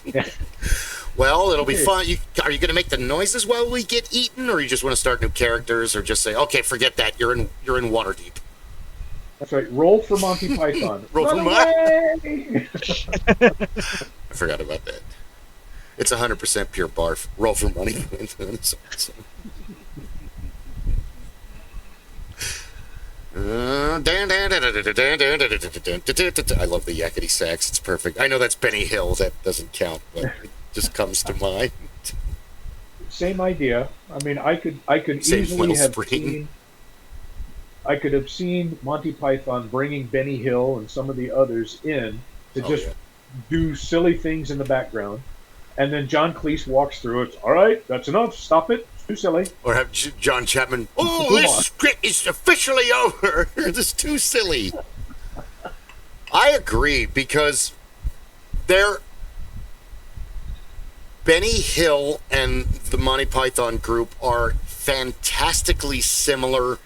The only real difference is Monty Python has less singing and dance numbers, and that's nothing wrong with that. That's just a comparison. And Benny Hill goes left, but it's more of a, like, sideways, like totally a 90-degree, the humor. But it's more of like a generalized humor, where Monty Python does the 90-degree angle in the opposite direction, and it's a bit more dark. And I think the two balance each other out. It probably would have been really amazing if they had just did one collab, the way that Marty Feldman did Monty Python in the beginning, or no, that was closer to, because then he does Yellowbeard with them, which is, if you haven't seen Yellowbeard by Monty Python, Marty Feldman, and we were talking about it last week, and Cheech and Chong, it's the best pirate movie ever made. It's comedy. It's like Spaceballs but pirates. David Bowie's first movie. Madeline Kahn. Oh, and Peter Cook plays a drunk, which is England and all of Europe knows Peter Cook from, Clive and him and Dudley Moore did a blue collar comedy duo where they get drunk and just complain to the radio for an hour. But Americans know Peter Cook from The Princess Bride, and he will always be to Americans Mowage, the impressive clergyman. Oh my God, that's just like one of his characters. He was an incredibly versatile actor, and he was hilarious. And he and Dudley Moore did all kinds of crazy shit. What were they called? Clive and... because they do the whole story about the worst job I ever had was fishing lobsters out of Jane Mansfield's ass. Derek and Clive. It took me a second. Sorry. And they're made up characters. They're Cheech and Chong. That's not who they are really. That's just a made up. Let's get drunk and go into the studio, and that's what happened. And all this comedy material came out of it. And then they toured and did it. But yeah, I think Benny Hill and I don't know what if any there's a history or animosity. I don't know. I've never. No. Yeah. Well, there were a lot of great comedy teams in the late '60s, in the '70s, and into the early '80s in British television. They did some really great work. The two Ronnies and oh yeah, all of the situation comedies that developed out of that as well, because you brought in these wonderful cats, absolutely fabulous. That was a wonderful one. Yeah. So you had the two crazy ladies, and that was half the time they were drunk out of their minds, and the other half of the time they were living through chemistry. Absolutely fabulous. Now, there's a lot of great shows out there that most Americans were introduced late at night on the weekends through PBS back in the 80s. That's how I learned about Absolutely Fabulous and Chef and Red Dwarf and Monty Python, and because your older generation already knows. And then it's like what's happening now with the 30-year gap I keep talking about. You don't know about that? Here, let me tell you all about that. Yeah. Like the kids post it. The kids, they're not kids, they're adults. They're in their 20s and 30s. They're posting all these artists on. I don't know who the hell that is. Here, guys, this is where my education stops. Spearhead and Michael Franti, Say Hey, I Love You. And they all liked it. So, hey, okay, good. I'll shut up now. Love that song. It's perfect house cleaning music. Like Yellow's Oh Yeah and so many other. Just put that on, clean the house. You're done in no time. Bow, bow. Bow. Next thing you know, the kitchen's clean. I need a new MP3 player. You know, they're 30 years old now. Huh? Kick in King Harvest and just have a good time. There you go. Well, I had to keep it appropriate for work, so there was a lot of songs. I'm like, yeah. Oh, no. Yeah, can't play that. Can't do this one. Oh, this one's about drugs. I can't do that. Oh, that one. Oh no, that one's inappropriate for work. Okay, this is. Meanwhile, they posted one and it freaks. And it was a chick in a bathtub. But that's not really appropriate for work, guys. I mean, keep it PG-13 or at least. God damn, I got old. What the hell? That and I have no idea who that is. Oh, the worst part, and we've discussed this before, the worst part is being at the grocery store and hearing your jam. Yeah. And you being in the elevator at the doctor's office. You're in the medical office building, and you're hearing the easy listening version of a song that you remember from your prom. Yeah. Oh, that hurts too. I noticed that I was being stared at and went at Fry's because I'm just walking around, and I noticed that it was one of the baggers, and she's a teenager. And the reason that she was staring at me is because I knew all of the words to the song, and they were playing in the game. And she's just like, huh, okay, this song was obviously popular because I wasn't the only one. I can't remember what song it was. It's in Fry's. And it was the actual song.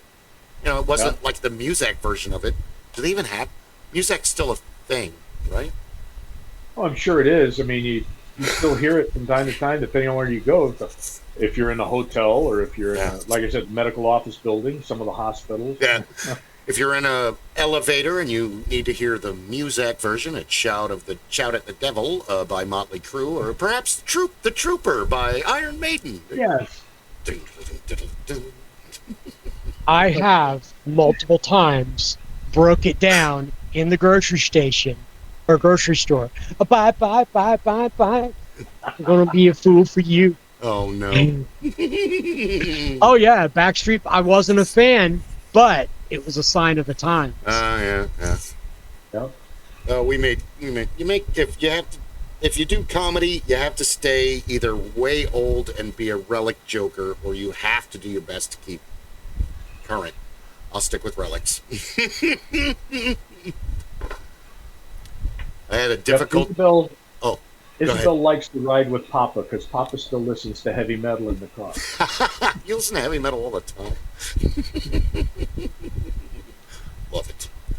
That's too funny. Well, I can't wait to. The workshop. Yeah, so. She has a fun time. I hope we get the gaming thing going. Probably in the fall when it cools down. Yeah. Otherwise, totally. Music is universal. You either like it or you don't. Or you don't like it at first, but then you start hearing it. You know what? This isn't that bad. This is an okay. I was wrong. Or you see them live and you're like, okay, I was wrong. I am completely converted now. Thank you very much for this religious experience. There are those of us who listen to music, and there are those of us who are cursed to feel music. It's a curse. What's wrong with you? I'm getting goosebumps and lightning through my body because this song is just hitting me at the right time, at the right moment, and all the serotonin and dopamine and all that other shit is just lining up, and so sorry about that. Yeah. Now I'm okay. It's been 5 minutes. The song's over. Oh, I didn't mean to scare you, Stella. Sorry. I know. That's what was nice about working at the Coliseum and all of those events for years was every kind of music would come through the venue, and so you got to hear all kinds of different things if you were willing to work those events. Yeah. And then when you worked the fair was cool because there was always at least 2 stages going, as well as what was going on inside the Coliseum itself. You could see flamenco dancing, or the traditional dancing, or maybe there's hoop dancing going on, or what? I mean, with the fair, the county fair, the state fair, there's all kinds of entertainment. So the rides and the bands, that's like just one. That's like this an 18th. It's like going to Ren Fair and only seeing Dead Bob. Dude, there's like all this shit going on. How can you just be here for Dead Bob? He's great. Don't get me wrong. I love him. I've been listening to him since '93, but yeah. Oh yeah, if you're going for just the joust, you're missing out. Yeah. You're missing out. You cannot see any Ren Fair in one day, and you probably need a whole season to see TRF, which is TRF's quickly approaching. It's now the middle of June. It'll be October in no time, and then we'll be flocking out to North Carolina. And well, not me. I'm not going anywhere. But North Carolina and TRF in Houston, near Houston. It's not in Green. It's near Houston. It's beautiful. But, I mean, the circuit is on. It's June, so where are they? In Colorado and Minnesota now, I think. Yeah, I would think they're going to be up in the Northeast and the North Midwest. Yeah, because it's 2 months. So Arizona, Florida, Georgia, Southern California, and then Colorado. And I've never been on the circuit. This is all vicarious information, so please forgive me. Don't quote me on this. But there's simultaneously 2 major rent fairs going on at any other. I mean, not in December or January. There's minor fairs going on in a lot of states. Idaho's got a new one. I think it's in December. It's before the snow, I heard. So I don't know what that means because I don't live in Idaho. But cool. I'd love to go see that. I want to see all of them. I'm broke. I can't afford to drive around the block, let alone to Colorado or seen lots of pictures. Yeah. Love that. My thing was the Highland Games circuit for a while. I used to enjoy hearing about and trying to visit some of the different events. The one I still would like to do is the one that my mother's family actually grew up on, because the Grandfather Mountain in North Carolina is one of the oldest Highland Games in the country. Really? And so when she was a kid, they used to have the Highland Games. So. Wow. Well, they've always been around. The problem was, by the time I found out about them, I was already working at Ren Fair. Oh, that sounds cool. When does it happen? February? Damn it. Same time. Yeah. It's only a weekend. Oh, yeah. Hold on. It's the Highland Games. Faith and Bagora. So that's the. What are you going to do? We're going to sing Scotland the Brave and see who can outdrink each other before headbutting. So that's the plans for today. That's right. And now you have to go because that's the only place you can get Iron Brew. I wish I was Scottish. I'm not Scottish at all. I wear a kilt 2 months out of the year on the weekend. Not a Scottish bone in the body. We're Irish, German, English, both sides, all the way back. I'm French, Plantagenets. That's not something to be proud of. We talked about that before. Anyway, so yeah, I didn't know there was a Highland Games circuit, but that makes sense because there's a circuit for everything pretty much in the world. Why not? There's a Scottish gentleman. His name is Bruce Fumi, and he's a Scotsman, and he does a comedy routine. He's a traveling comedian, but he does a series on YouTube about the history of Scotland, and so a lot of great stuff. Bill, you might get a kick out of it because the first time I saw him, I did a double take because I thought it was.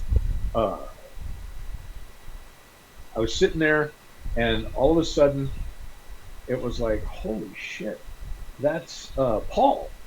I mean, the guy looks, some of the mannerisms, the way he tells the jokes, and some of those things.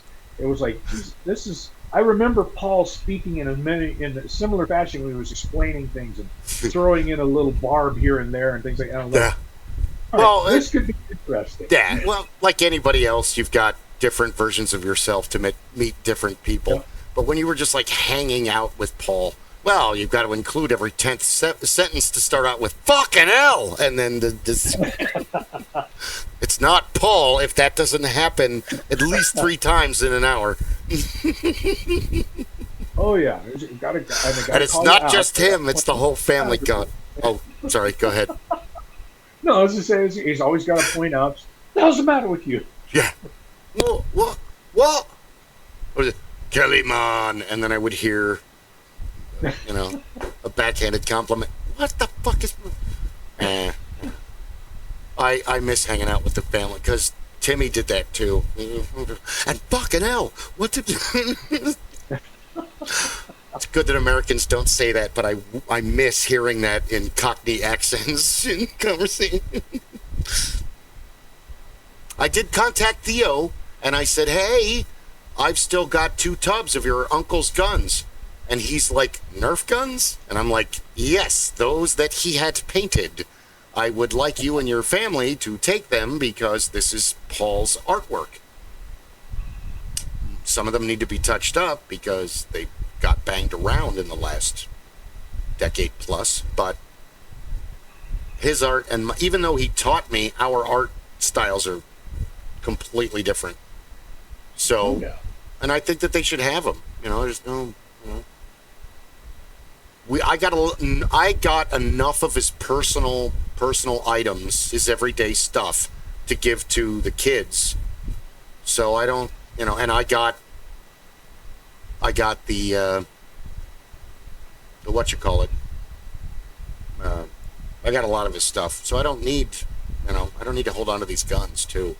Other than that, where I'm at right now, I'm going to sell them on Etsy or eBay or Marketplace because they're steampunk guns.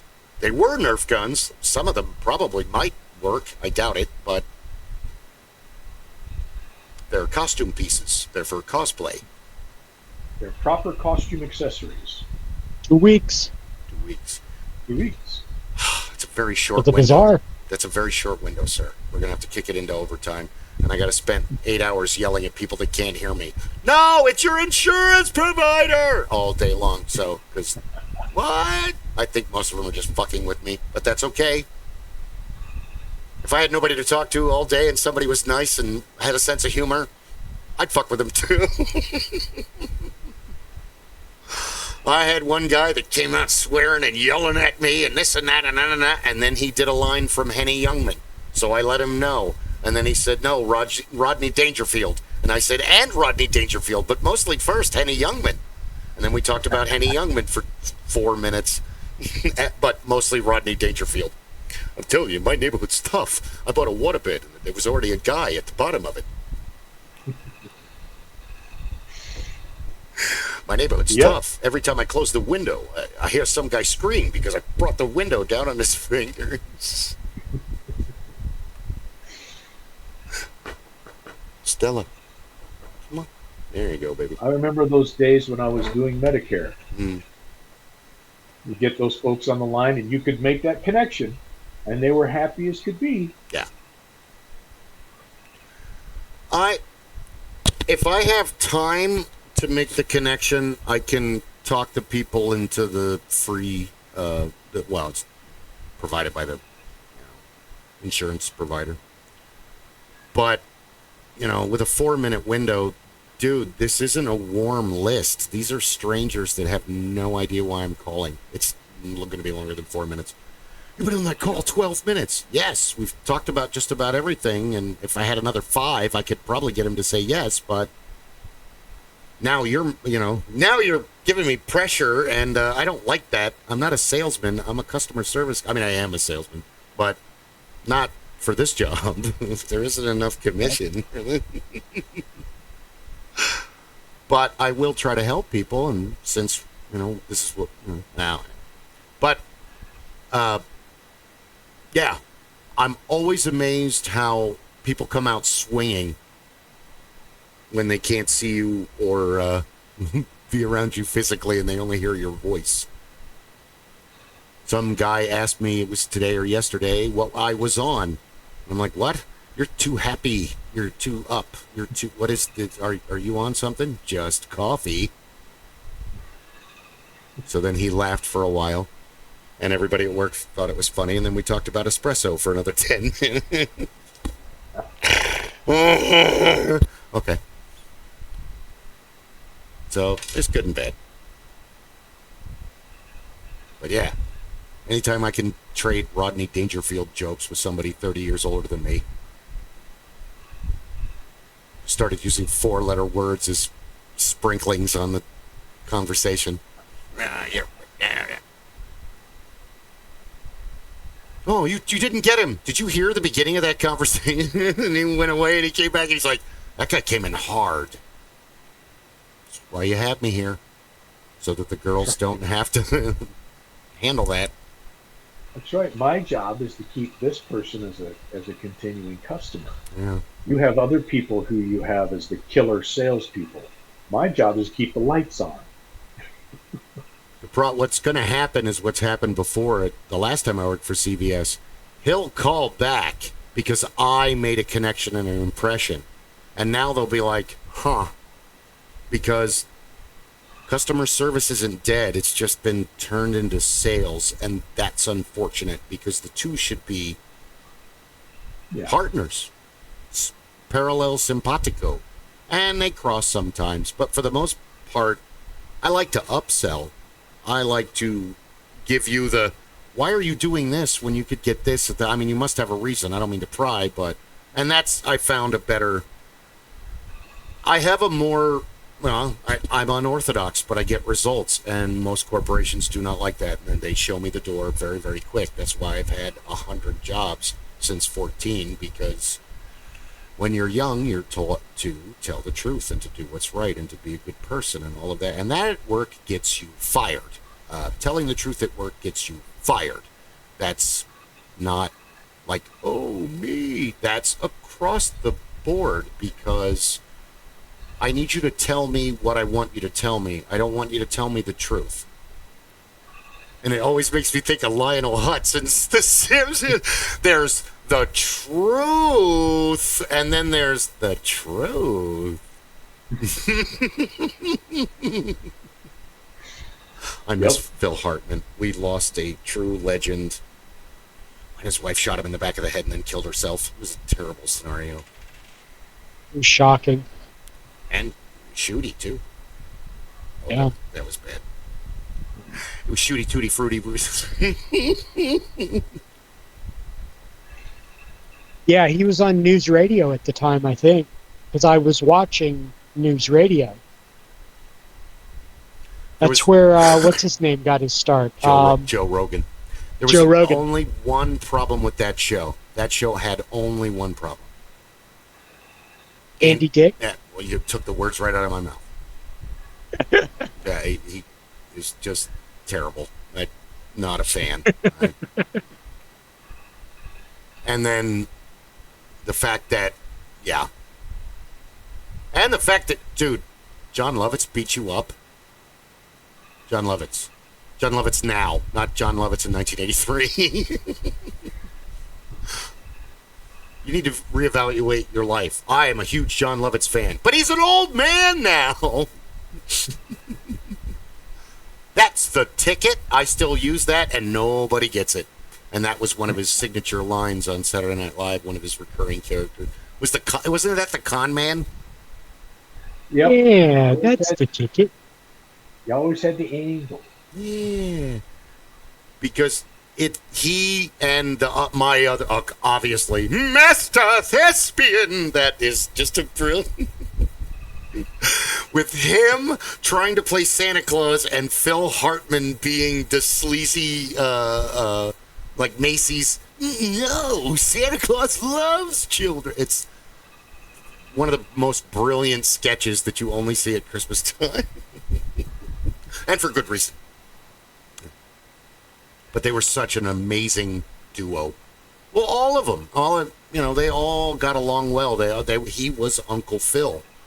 Because remember they interviewed like David Spade and Uncle Phil is gone, and they were all like, because he was a little bit older than the rest of them, so he kind of, and it's Phil Hartman. He's been stage acting and movie acting. He's, an established. Yeah, I miss him on news radio. He's the perfect, like, one absolutely hilarious movie that gets overlooked due to Shrek and Austin Powers is a movie that was made and came out in 1983 with Mike Myers called So I Married an Axe Murderer. Yep. And Phil Hartman plays a tour guide for Alcatraz. And he's not a nice person. Just like all the guards here at the... I was once a guard. My name is Steve, but everybody here calls me Vicky. This way. Did he just say Vicky? Follow Vicky, don't ask questions. Okay. Yeah. And Jingle All the Way. He's like the best part of the movie.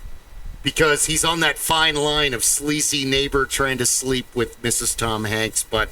he's also a good guy, or is that all just a ruse? Yeah, he's a scumbag. And then he put the star on the tree, and Arnold didn't get to, and he's like, "That's my star." Great, another. Well, I'm sorry, I'm not going to talk about Christmas anymore now that it's June. Hey, Phil Hartman's in these movies. What do you want from me? And he is the voice of the cat in Kiki's Delivery Service from Ghibli Studios. In the American version, Kirsten Dunst is Kiki. He's done a lot of stuff. So he's done a voiceover acting and comedy, and we miss him. Phil Hartman, yep. Ladies and gentlemen. Because he was a lot of characters in The Simpsons. He was Lionel Hutz. He was Troy McClure. You know me from such movies as, oh no, or Earwigs, ew, and hey, you're Troy McClure. I remember you from such movies. I love that happens in their world, that they quote him and his movies. That's right, I was in those films. So, what are we doing here today, Springfield?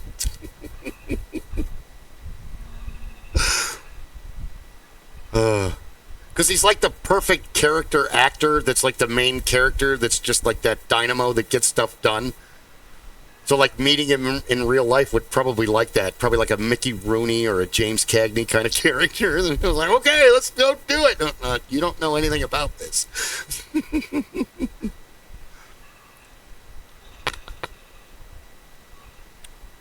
Yeah. So, yes. People are kind of bagging on Masters of the Universe on Facebook. It's kind of mixed. Like, a couple of people in my circle are going to the movies, but a lot of people are like, It's like, do you even know what this cartoon is about? It's about war. I know you guys are not really close to that today, but there used to be a time of mighty men and mighty weapons and blood and death and facing one's... We just do that on video games now. It's a bit different. It's much more subdued. It's not as...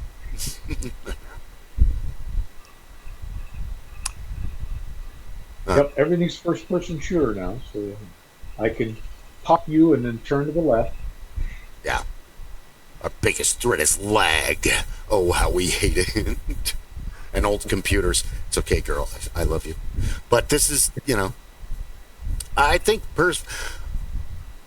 you need to get that aggression out. I don't want to say testosterone or estrogen because there's just as many crazy girl gamers as there are guys. It's not 1985 anymore where girls are like, video games, ew. You do this for like 10 hours? Well, yeah, we just, it's Atari and it's Pitfall. So, and there's no disconnect anymore because that girl is going to stream herself playing that game so that she can grab hold of that audience. If there's a shit ton of girls playing Fortnite. I follow 2 girls that play 7 Days to Die on Twitch. I'm guilty of it too. There you go. Both my kids play video games, and then my father was the only one that didn't, because your father never. And I catch my mom playing solitaire on the computer or Farmville or one of the other, what are those clicky games? Yeah.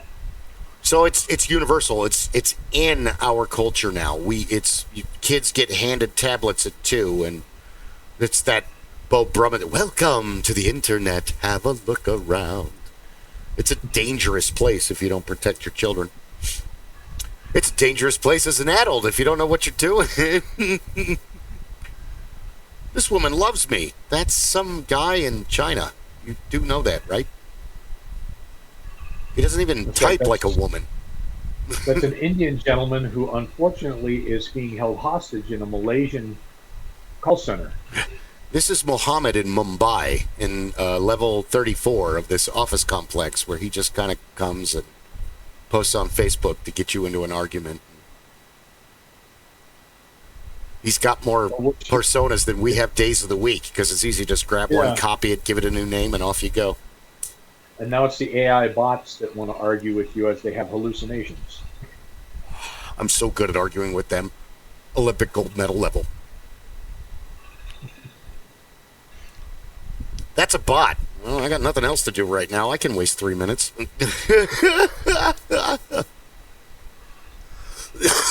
Meanwhile, everyone else, that's not... Yeah, I know. That's right. How can I help you? What is the unladen airspeed? Well, I don't know. This is an AI bot. And now and then there are fleeting instances for 5 or 10 minutes where I miss being married. So I'll just respond with, I hope I folded the towels right. You don't need to pay a lot of money for dominatrix guys. Just get married and fold the towels wrong. Yeah, put the dishes in the dishwasher top tray the wrong way. Start an argument that you insist on its underhand for toilet papers and paper towels, not overhand. And when you start to lose the argument, I'm sorry, my mother lives in my head and this has to happen. Non-stop arguments. I loved putting Tupperware falling, so the moment she opened the cabinet door, boom, right in the face. That was one of my... Well, I'm standing behind... I mean, obviously it was empty, and it didn't have a lid, and it was one of the smaller, But there's me behind her. What is wrong with you? I'm a younger and an older brother. Lots, really. I've been the victim and the torturer, but mostly the torturer. So this is... You live in my house now, and you're my woman, so... Here, put this on. Yeah. Always get with a woman who's much shorter than you, so you can put things that you don't want on the top shelf. I did that a couple times. The first time Christine was really mad. After that, it's like, I want to put this up high, and then you'll have to get a chair. The kids will see you climbing the chair. Or, I love Ron and Laura. They have like the best relationship ever. They met like his senior year of high school. I think Laura's a year younger than, but Ron is over 6 feet and Laura is maybe 5'2". I think she's 5 feet. She's really short, and so they're an adorable couple. They're so cute. Yep. Yeah. Oh, it makes hiding Christmas presents really easy if you think about it. That's why I said it before on the podcast, but if you're watching now and you haven't heard me say it a million times, one of my favorite, before monitors got flat screened, they were big and clunky.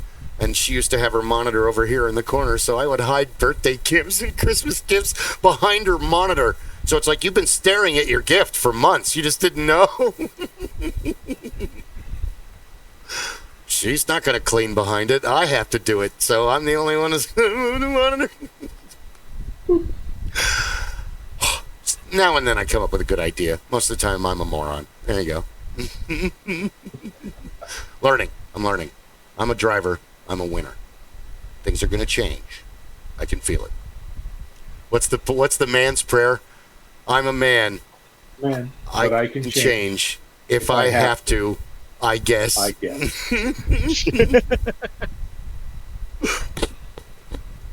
The man's prayer from the Red Green Show. They say it at the end of every show. And they say in Latin, I can't remember what the Latin words are because I've never taken Latin, nor do I speak Latin, but it translates to when in doubt, play dead, because they're the Possum Lodge. Possum Lodge. That always cracks me up. When in doubt, play dead, but they say it in Latin. Okay, sit down. Okay, stand up for the man's prayer. Here's Red. Okay, all right. Okay, I'm a man. I'm sorry. I could change. All right. Okay, sit down. Okay, we're gonna start the meeting. Possum Lodge ID card around here somewhere. Love it.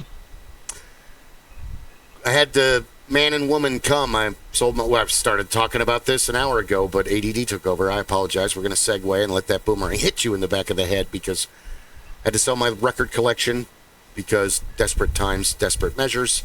And we were going through it and looking them up online. And, I saved a good number of them, but then there were that nobody likes classical anymore. So from Ron's parents, I have all of the Time Life, you name them, I got them. Mozart, Beethoven, everybody. And they don't want them. And I'm like, I'll have to take them to half-price books. They're going to tell you they don't want them. They're going to give you pennies on the dollar for them. Oh, man. You know what? I'll keep them. One day I'll get a turn. I have a turntable. It's not a priority with everything going on. But I realized, I have the Strange Brew soundtrack on record. What do we have? Dumbo and all that. I mean, some of those records I can't sell. They don't belong to me. And then as I'm going through, I'm like, oh, crap. Christine left all her records behind. So it's Les Miserables and Phantom of the Opera and there's like 4 or 5 others. So then I'm like, and the Beatles, because that was hers. And so it's like, oh, crap, I hope I didn't sell some records that weren't mine, but most of them were my records that I was listening to or that I inherited. So, believe it or not, there's still a market out there for vinyl, and I'm happy about that. Not so much 8 tracks and... Go ahead. Zachary gave me a console, a 1963 console radio and record player.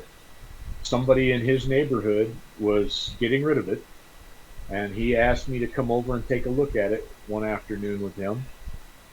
And I thought he was going to put it in his house. He says, is this one okay? Is this one good? Walked in there, and the guy that had it, he and his wife were Zach's age at the time. They were in their 20s. Oh. And he had 5 of these things sitting around the house that he had been collecting. And he was getting rid of this one so he could get another one.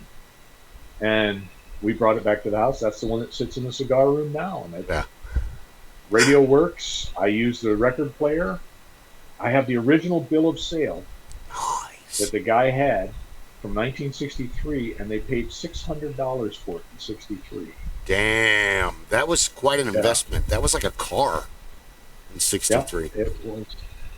And I found a needle, a record company. There was a company that had record player parts and components, and they have the needles for it. Still make the needles. Oh, so I ordered 2. Huh. Well. But yeah, now I got a bunch of cat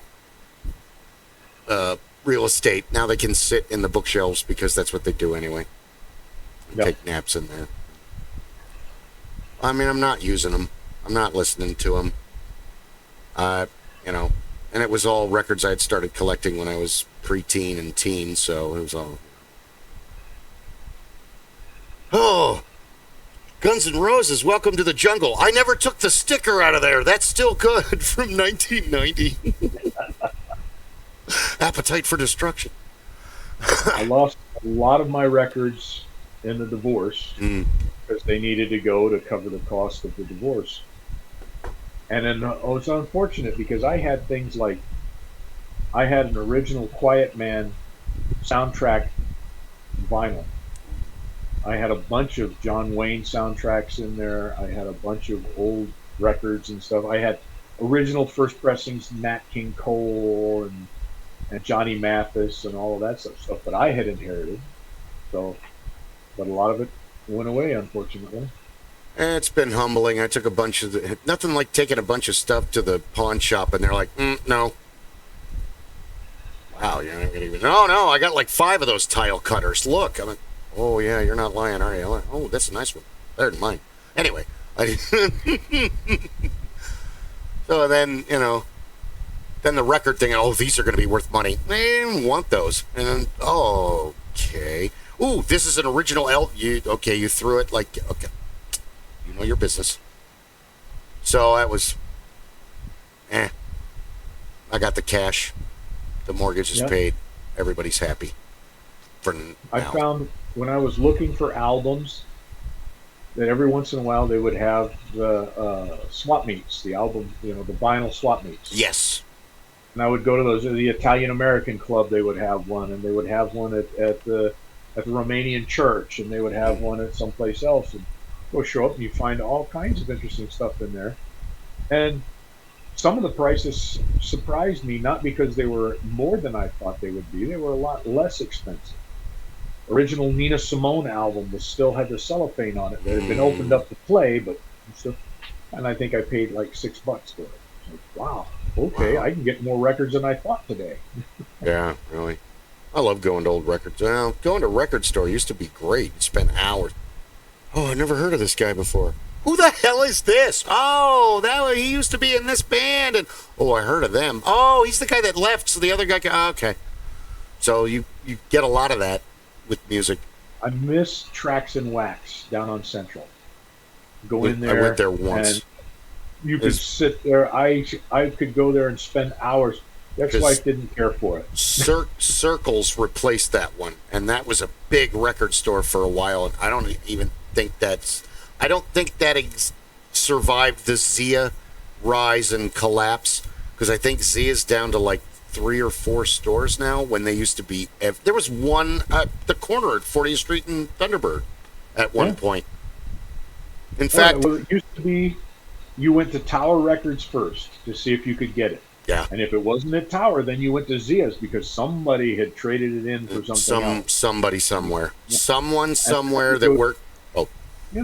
Then I'd go to Tracks and Wax, and that was, because that was, if you couldn't find it anyplace else, then it was Tracks and Wax. And then there used to be a place, and I don't know if he's still there anymore, on, Central and Camelback? And yeah, Central and Camelback, because there used to be a cigar lounge in there. Around the corner from it. Everything goes back to tobacco with you. God, it's almost like weed with me. Oh, go ahead. But this shop was another one like Tracks and Wax, but the guy was also one of the only places in town where you could still get tubes. And he had one side that was all old original tube amplifiers and tube systems, and then newer equipment that you could buy, plus all the tubes. And then he had records. You go in there and you could get anything. If you could name it, he could tell you if he had it or who you needed. He would make a phone call. Hang on a second. Let me call my buddy. Yeah. I got that case filled with vacuum tubes, and because the old man had 2 of those up in his attic, and one day he found out that some of them were worth money, and he's like, "Oh, I sold all the ones that were worth money a while ago." So now it's all like, "Oh, these are worth like a couple bucks a piece." It would take me forever, and it's vacuum tubes. The only people who want these are steampunk weirdos like me, or Tim Holt, and I already contacted Tim, and I'm like, he's like, "Holy shit." I'm like, "This is the motherlode, baby. Do you want them?" I'm broke right now. Everyone I know is broke right now. Okay, dude, that's cool. And he's like, "You should try the community." And I'm like, "Okay, well, who do you suggest?" "Oh, well, anybody." Well, okay.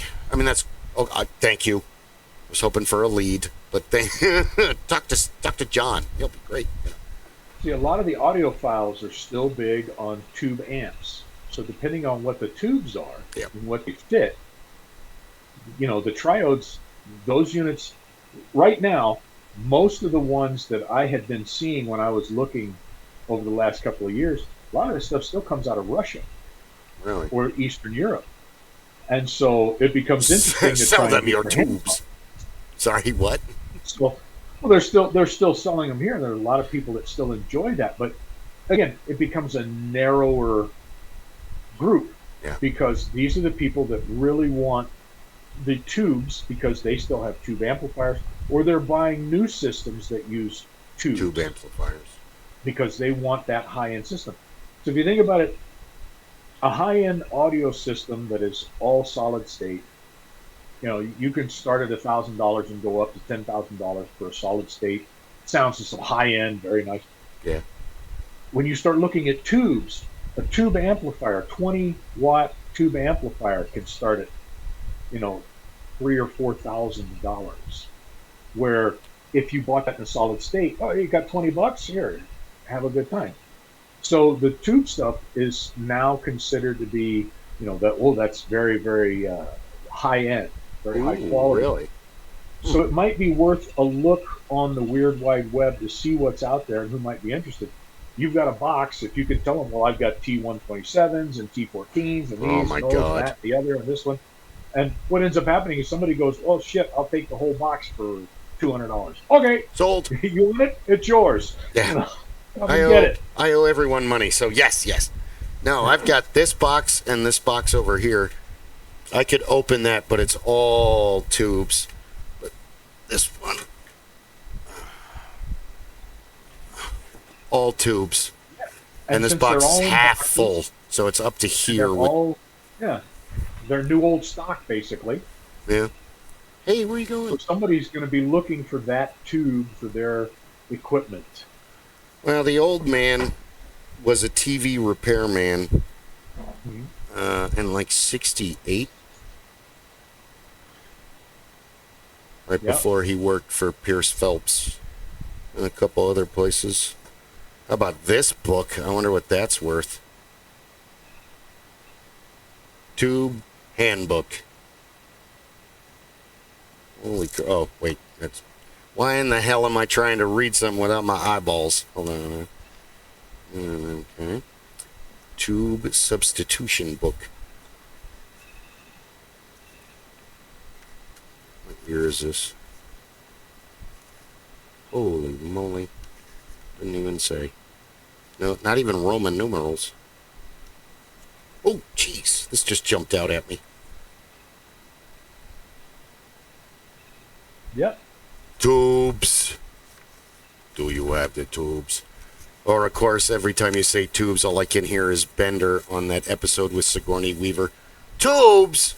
You're older than you claimed. You're older than you said you were. Oh, Bender. Sylvania. Zenith. Tube Tester.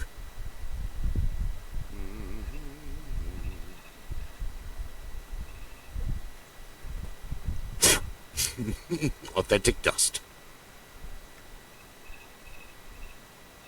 Radionic Tube. Let's check this fucker out.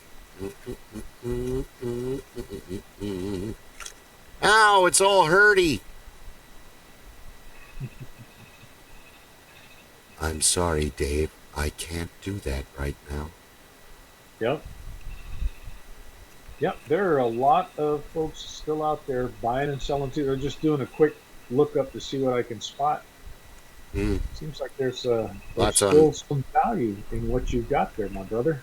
Well, I would love for somebody to just, like you said, hey, I'll give you X amount for the entire kit and caboodle. Sold. We just need to get that information in front of the right person. Everything's worthless until somebody in front of you is standing with money in their hand and wants it. Somebody's looking for it, and it becomes a matter that, again, somebody's going to want, you've got 200 tubes sitting there, and somebody's going to go, well, shit, yeah, I can take them because I know somebody who's going to want those tubes, and if I can buy them for X, I can sell them for Y, and I'm happy. I'd say there's about 400 here, easy. Because most of these are packs of 4 and 5.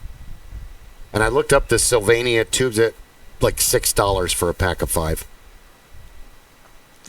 still, that's $6. That's a gallon of gas plus. If somebody gives you $3 for it and they can turn it for $6, great. Life is good. Yeah. Sold. Let's talk deal. Selling it at wholesale price. Tell me you want a 1946 Ford two-door sedan 2 Super Deluxe. I'm real flexible on the price, folks. Real motivated seller. This house is all dilapidated. Motivated seller.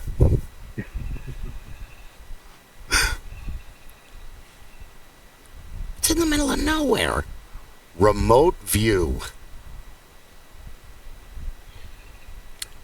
Oh. So, yeah. I got plenty of tubes. And that should be fun. Yep, and worst case scenario, we figure out how much voltage is required to make them light up and glow, and then you solder the connections. Check this out. Here's your steampunk with a lighting tube. That costs you $100. That's the other thing too. There's a lot of them out there, and they seem to be overcharging for. Dude, I realize you sanded this thing for hours, but that's the hardest work. Painting it is the fun part, and it doesn't take very long. The problem is that if you're doing it for a costume, you've got all the time in the world. If you're trying to mass produce them like I was, now I just have a whole bunch of guns in piles of varying stages of completion. So, and it's the same thing with the ectoplasmograph. We were going to start making those, and then Paul had a complete change of personality. And then my father and I were talking about it, and he's like, what the hell am I supposed to do with all these boxes with the,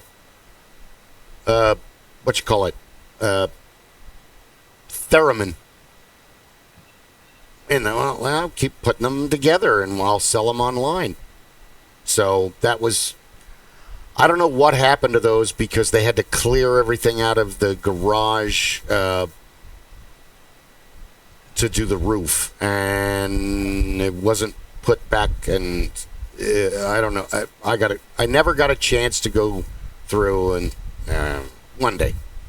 So maybe, hopefully. But there is that. So they were pretty good costume pieces, we thought, and people enjoyed them. And we went down to Tucson, and between his pipes, one leather bracelet, and all my guns, we sold over $800 worth of steampunk stuff. He sold all but like 2 of the pipes. He were the steampunk Gandalf pipes, and he sold the steampunk Popeye pipe. And they were really cool looking pipes, all of them. And then we sold, you could go Hobbit, human, elf, or Gandalf, because he had a big long piece of cover, and then just dip the end in, the handle that you put pliers in so you don't get, the insulation. Yeah, that stuff. And it worked. People loved them. I mean, we had kids that were too young to be buying paraphernalia, buying them, but they weren't buying them to use as paraphernalia. They put them in their hat. They put them on their. It was a Hobbit thing to them, not a smoking tobacco or weed thing to them. So, steampunk Hobbit, sure, whatever you want, man. $60. Thank you. See, that's where if you had the wherewithal to make those, then you would make a friend over at one of the weed shops and show up and it's like, looky these. And put them on consignment. You sell them for whatever you can get for them. All I want is this much. I'll come and talk to people. Because that's how comic book stores do it. If you're an independent artist and you want your comic book in stores, you simply bring a crate of them with you and go, hi, I'm an independent local artist. Don't go on Wednesday. That's delivery day. They don't want to talk to you. It's a nightmare. And they just tell you to come back. And they're busy. Why are you bothering them on Wednesday anyway, when hopefully if you're into comics, you already know that Wednesday is delivery day. Stay away from the store. Just come back on Thursday. So, but that's how I got on all the shelves of Atomic and all of them.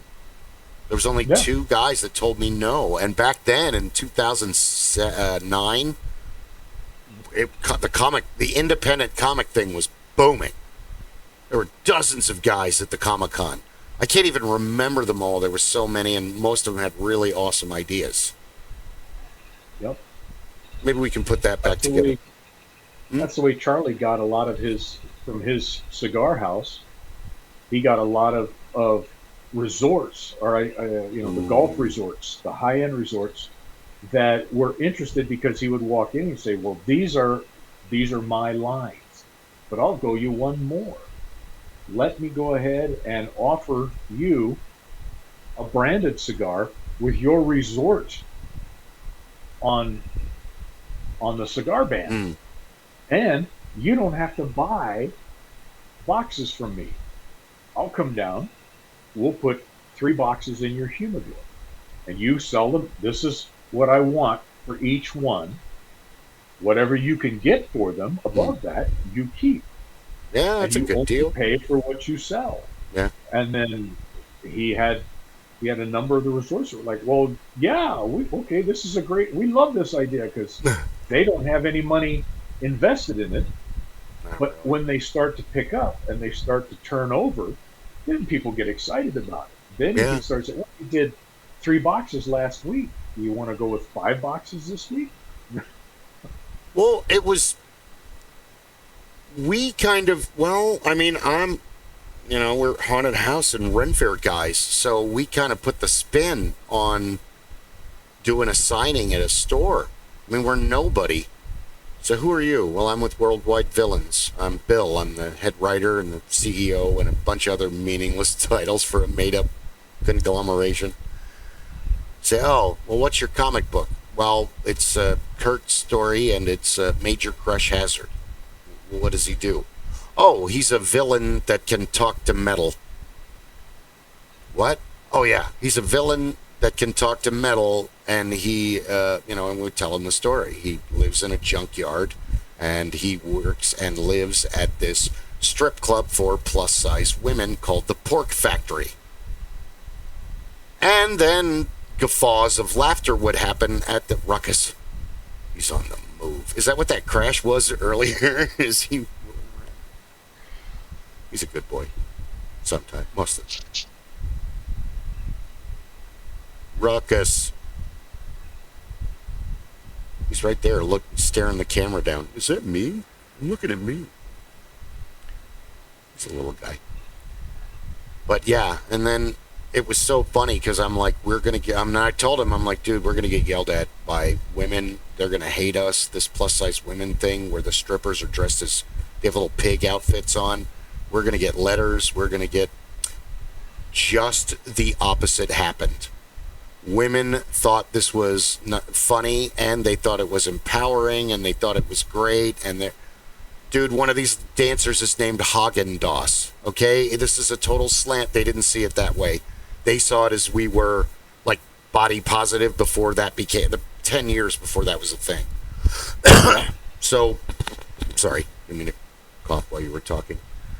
And so I was prepared to get slapped and just be yelled at and have to just all this hate, and you're a chauvinist, and well, kind of, but not really. But, this isn't my story. I just write it. This is stuff we've all put together. But then when they found out that the story was based on the villain, but the hero in the story was a woman who was kind of like Batman without all the money and the gadgets, so she's kind of like a Batgirl on a budget, because there are no heroes in the story. She is the only one. And then it turns out she's one of the waitresses at only she's not plus size. She's just real fit, about 5'8", So she's actually based on Christine, believe it or not. One night, Cookie and Gabe and a bunch, it might have only been the 4 of us. We were playing D&D. And I've told the story before, I was fucking with her, and we got, instead of getting pizza and wings, we got cold cuts and bread and sandwiches, and we just made sandwiches because a D&D session can be anywhere from 4 to 8 hours, so snacks are mandatory. And I was messing with her, and I'm standing about 3 or 4 feet away, and she took a slice of, American cheese and flung it at me, and it went through the air and smacked me in the face and made a slapping noise, and the 3 of us were like, "Whoa!" Like the Friday reaction when Red takes off his glasses. So she, at that moment, became Lady Deathcraft, and then Gabe started drawing pictures of her. And then when I told Kurt about that incident, I want that character. Okay, she's going to be the Batman for the Oasis City. Okay, and that's what happened. So it's no longer my character; it belongs to him now. I have the, anyway, but yeah, that's the only 2 women yelled at me from us trying to sell the comic from 2009 to 2013. And they were these little tiny, skinny, this big around. They were bigger, Izzy could have beat him up. Don't you think you're... I'm like, I just, I'm a co-writer on this. This isn't mine. And totally ignored the fact that it was 111 today in Phoenix. I know I'm stopping now, and it's cooled down to 105. Only in Arizona are you going to hear that sentence, or New Mexico, or California, parts of Colorado, Utah. So the worst part was, at the time that it happened, in different comic book stores, different parts of the metropolitan area of Phoenix, Mesa, totally different, and both times, unprompted, these big women started yelling at this little skinny woman about, what are you talking about? Whoa, I did not mean to... Dude, this is crazy. Like, so now I have big women yelling at a tiny women for giving me shit about, and was like... So that only happened twice, and it never happened after that. Most of the women would groan and then laugh and walk away, or they would just keep laughing and start reading it, but the art was really good. So, there you go. Dana did all the people, and Matt did all the... Dana Rogers and Matt Hunt did all of the artwork for it. And then on the back of the comic, you got the very first installment of The Misadventures of the Four Horsemen of the Apocalypse, which Christine created, and then Dwayne and I kind of ran with it. She's like, no, I wanted them to be Hello Kitty. You guys have given me like an anime. It's like, but they're awesome. That's not what I'm talking about. They are awesome, but that's not what I wanted. Oh my God, we totally took your project and just... You make mistakes as a husband and a creator of materials that you don't mean to. It's just... This is really cool. But wouldn't it be better if this is how Hollywood works? Oh my God, I'm a horrible producer. I'm one of those guys who ruins a movie in her world. Meanwhile, everybody loves it. Meanwhile, the wife is pissed. But I'm on my own now. I live in the garage when she allows me. I'm sorry. I'm a man. I can change if I have to. Son of a bitch! I thought I was winning. No. It's all losing. Where'd you get into my impenetrable fortress? The door was unlocked. I had a key. Who gave you a key? Last Thursday, you gave me... Oh, that's right. I'm sorry. Did give you that key, just in case, Oh, please. I lock my keys in my car and out of my house all the time. I'm not a real adult. I'm 3 ducks in a man costume, to quote Robot Chicken. No, marriage is tough. It's the most intense chess game you're ever going to suffer through for decades. Oh, no. Yeah, go ahead. Especially if you're playing with a pigeon.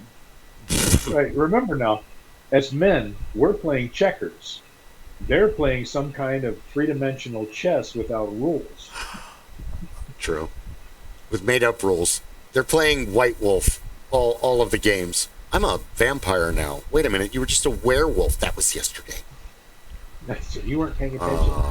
I did not get the memo. The moon? Oh, no. Yeah. Yes, I know. It fucks my life up, too.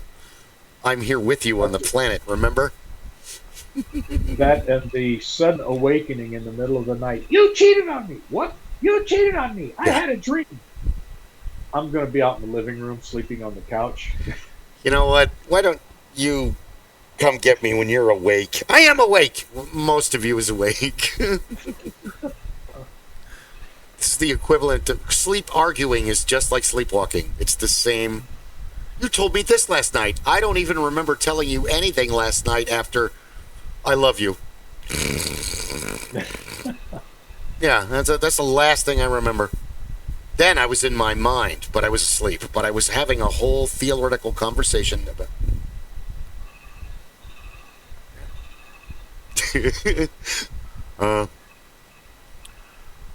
Again, my dad talked in his sleep. It's amazing. He got a top secret with papers clearance because I've got gongs. What? I've got gongs. What are you talking? I've got gongs in the serendipity circuit. He was in training for Vietnam to work on those coding machines. He was having dreams about them. Or when Hannah was really little, and Jen and I were still together, and I was working at Safe Ride. You were driving the van again. What? You were driving the van in your sleep. You were yelling at the dispatcher that you don't get along with at work. Like, what are you talking about? She goes, I don't understand what he was... Oh. Yeah, he and I don't get along. He doesn't appreciate my super gung-ho, and he wants a more laid-back, Dude, no. Let's get these people home. This is the job. Load them up, take them home, get on to the next one. And he just... Yep. Yeah. Yeah. Ruckus had stuff to say in the kitchen just a second ago. He's just in there all by him. Yes, I'm right here. Please don't attack her. You're getting this. Can you guys hear him? Yeah, he's laying down right there under the chair. Now he's laying down. Don't worry, he'll be up causing ruckus soon enough. Can you describe the ruckus? What was that ruckus?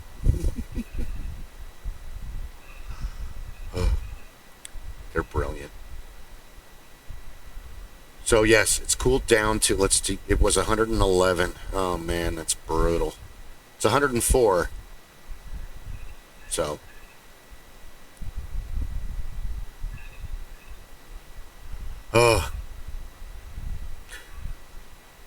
Whoa, it's already 7:30. We talked about a lot of stuff tonight. Yeah. What else should we talk about? Besides cats. And Music. Music, and we talked about music. The Enchilito is coming back to Taco Bell. Big news. But they're not giving it black olives. What the fuck? Sacrilege. This is taco blasphemy, not Taco Bell. Taco blasphemy. That was terrible. It was a terrible dad joke. I'm 100% guilty of that. Thank you. Because that Taco Bell has always said they will never bring back the Bell Beefer, and that makes sense, especially now that Del Taco exists. So you can already get a burger there. Why would you want a Sloppy Joe burger from Taco Bell? And they were talking about that when I was 17, when I worked at Taco Bell, and they were like, no, they'll never bring it back, because an older person was getting an orientation like me, and I'm like, Bell Beefer? What the hell are you talking about? And later on the internet, you look it up. Taco Bell used to do a hamburger. It was a Sloppy Joe. And loose meat sandwich. Yeah. Yeah, it pretty much was. And the problem is that they don't have buns for anything else. So there's no reason for Taco Bell to buy buns. They have tortillas. Plenty of tortillas and taco shells. And you don't need it. Go to Burger King or McDonald's. You've got like 8 burger joints to choose from. Do you really need a burger at Taco Bell? No, you don't. Del Taco started doing that. That's from the beginning. I want a macho burrito and a double bacon cheeseburger. That's used to have to drive all the way to Quartzsite to get that. Now we can just drive to Tatum and Bell. Yep. 4 hours, 20 minutes. Ah, heaven. And it's a huge difference. Decades make a lot of things happen, but we lose a lot in the past, hence the 30-year gap. Hence why all old people like us think our crap is worth a lot of money, and then we're told by somebody much younger who you want to sell it to, and then, oh no. Like the guy at the pawn shop. Hi, how are you? Well, I'm hoping you're in a buying mood. He only wanted the gas-powered leaf blower, which I didn't really want to sell, but desperate times, desperate measures, and I got a new electric one. It's fine. I don't mind tripping over the cord. It makes the neighbors laugh. Gives the cat something to chase. Yeah. Our sweetheart across the street, she broke her foot. She watches these podcasts, so we're sending her all the healing vibes that we can. I told her, just put your trash out front your front door. I got it, don't worry. Because I put her cans out, and, I help. So, yeah, that's unfortunate. Because her daughter was there today. I'm like, oh, good, they're spending time together. And she's like, nah, I broke my foot. I'm like, oh, you didn't say anything. Is there an ambulance? What happened? I missed. I get into panic mode, and I live in a cave. It's that Aristotle in the cave analogy where he talks about people see life like prisoners in a cave, and we only see the shadows and what is. And when you go out, you see the world as it is. If you came back to those prisoners, you wouldn't be able to relate to them, and they wouldn't understand you because you have another level of understanding now, so that you no longer are succumb to lower thinking, where your mind is closed inside the cave. Your mind has been expanded by going beyond the cave, and now small thoughts no longer entertain your mind. You're on to bigger concepts. It's that same thing of don't go to the high school reunion because everybody grew up. Only a few of them are and I hate that quarterback in the hometown and that they do in so many movies, but that trope exists for a reason. There are those that evolve and they go on and they become successful and they keep evolving and they're on to new concepts and they learn new things and new hobbies and new talents and new concepts. And then there's the people that they're still doing the same, even in the movie Basketball, hey, Skid Mark Steve! And the guy's like, I went to college and I'm doing this now. What are you doing? Playing Nintendo. Doing this. Cock. And then they walk away from him because they realize that they can't relate to, Yeah.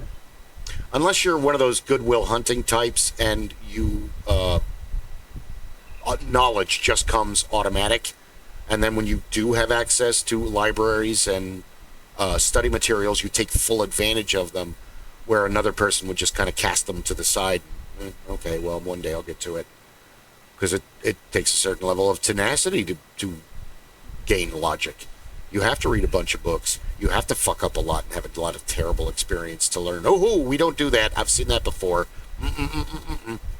No. Will you convert? No.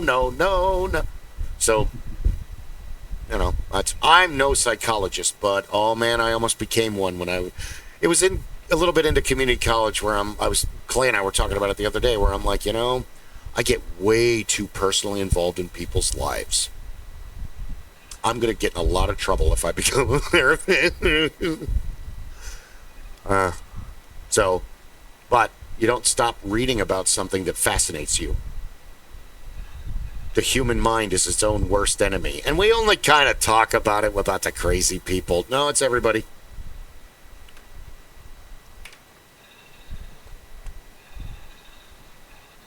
Sorry. That's right. We all float down here. What? Paradise Lost. The whole concept of Satan is really new. Actually, when did he write Paradise Lost?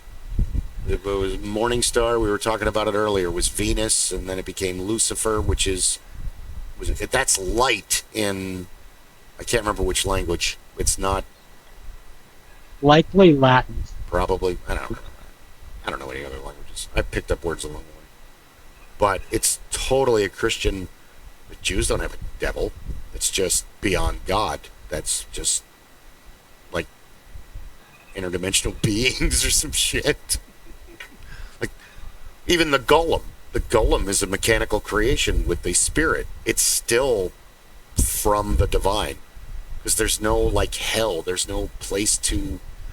And especially if you go way into Judaism and you get into the Golden Dawn, the Kabbalah, the next level, where that's basically just the giant engine of the universe is a huge recycling machine. A lot like, it's similar to, not exactly like, I don't want to piss off all the Indians and Hindu, but that is also a reincarnation belief.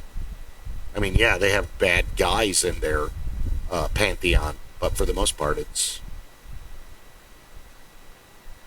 this lifetime you're going to experience this. This lifetime you're going to experience that. This lifetime you're going to, and when you're done with all 500 and 460,000 lifetimes, you'll be ready to function in the universe as a higher level being. Have fun on Earth. Oh, what's that? I've read that we are all one person, one entity, experiencing life by life, all at the same time. We're one massive, Yep. Multiple personality disorder walking on the... Which one are Yeah, you? well- I'm the one called John. Oh, okay. But that we're all the same entity, just experiencing the different, like the tarot, you know? Going through all the motions of existence. Wouldn't surprise me. I mean, it's a lot of the things that Tommy Lee Jones says in the first Men in Black movie are actually esoterically profound. Like he says, everybody thinks they have a good bead on things, and that's what is they don't realize they're wrong when he talks about how, you know, you're smart. A person is smart. People are dumb, dangerous, panicky animals. 1,000 years ago, the Earth was the center of the universe. Everybody knew this. Everybody knew. It's like 5 minutes ago, you knew we were alone on planet Earth. Imagine what you'll know tomorrow. And that's it. Aliens won't... It'll be like Men in Black. They're not going to come and show you that they're an alien because we'll freak out. That's beyond something that the average person can handle. It's beyond our level of, you're not from Earth? Oh my God. Even if we met, like let's say all of those videos and all of the stories from the beginning, let's say there really are a reptilian, two-legged humanoid with tail living in sewers under cities and deep in Amazon forests and this network of cave tunnels. Let's say they exist. If you ever saw one, you'd flip out for the first couple half seconds because that's, what am I, in a Hollywood movie? Did I stumble onto a set? I'm waiting to hear cut as this thing's creeping toward me. Because that would It would likely be like, you know, that like when a lion or a tiger is behind you, Yeah. and that sub-frequency that just gets you right there in that sympathetic nervous system and says, oh shit. That's probably what encountering an alien would be like. Just that. Well, I always wanted to do, and it was part of the steampunk story, but I know one day I'll get to do that. What if we've been looking at this all wrong and we're just one, like it's a D&D type of scenario, and we're just one of many sentient creatures. Like, okay, let's say the reptile, oh God, what are they called? Cerulean? They have a name that the paranormal and the cryptos people believe that they exist. So what if they coexist with us and Bigfoot and these things are at war and we don't even know? This was part of a story I was developing because the Native Americans would be like, you don't want to go over there. Why? There's a war going on. I don't hear any, not that kind of war. You're only going to hear some hissing and then a lot of snapping. That's, and maybe a roar. There's no weapons involved. Well, teeth and strength. Those are the weapons. But what if that's going on? In Star Wars, in the myth of the tabletop role-playing game, there is a planet that they colonize, and they live there for a long time. And as they're mining on the planet, this wall breaks through, and they realize that there is this entire subterranean world, and there's these sentient creatures that you could play as a player character if you wanted to. I mean, you're only going to be like a fighter or a thief. You're not going to be a tank, because they have... It's like having a Jawa, or, well, maybe that's too high. Maybe like having an Ewok, where they have a very, like, tribal, you know, they're like Tech 1. They're like crawling around. They're like Morlocks, basically, only they're not cannibalistic. They're just creatures. I mean, they have a food source. I don't remember. This was a long time ago. But what if that's happening? Because you always, they've been talking about the center of the earth and Journey to the Center of the Earth, and even John Quincy Adams wanted to fund a expedition to the center of the earth. He was a believer in what you call it. It has a name. It's the Hollow Earth theory. Yes, exactly that. In that game Secret Wars, you go to the center of the earth, and it's a net of portals. I remember that. I played that. It's a great game. Well, until they... I played it with Paul. Yeah, that's right. I think all three of us played it together way back in the day. I think we did. And then they changed everything, and they erased all my characters, and I'm like, oh my god, and I freaked out, and I started angry texting them, and they're like, you get to enjoy rediscovering the game. I spent a year and a half developing that, you sons of bitches. All right, I'll make a new one. So, and I like the way that's why I cheat in 7 Days to Die, because all of that content is end game. Yeah. I don't want to walk around in grass skivvies. That's what life's. Never mind, dude. It's just different points of view. I know. Well, I love playing video games, and I'm not the best at them, so that's why I don't mind playing with other people, so that I can be the comedic sidekick. Because I'm not right-handed, and I've been playing video games with my right hand for my entire life. So, you're bad at this. Well, yeah. It's okay, though. I'm having fun. Said, the other thing, too, is that I can't wait to get into the new 7 Days. They got the bandits now. They got a chicken coop. They got those new POIs. I can't wait to make a base out of that new fire station, the new stadium. Maybe not the stadium. That'd be a lot of work.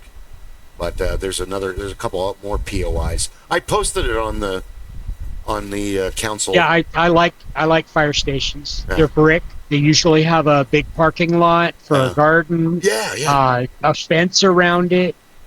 I don't know if Jawoodle is Australian or Tasmanian. I think, or he might be New Zealand. I don't know. But he's from somewhere down under, and he's entertaining and plays the same video game. So it's. Yeah. That, and he flipped out when he found out you could ring the bell in the bell tower. He started screaming. Then he's like, oh, it's like the Liberty Bell, only it rang more than one time.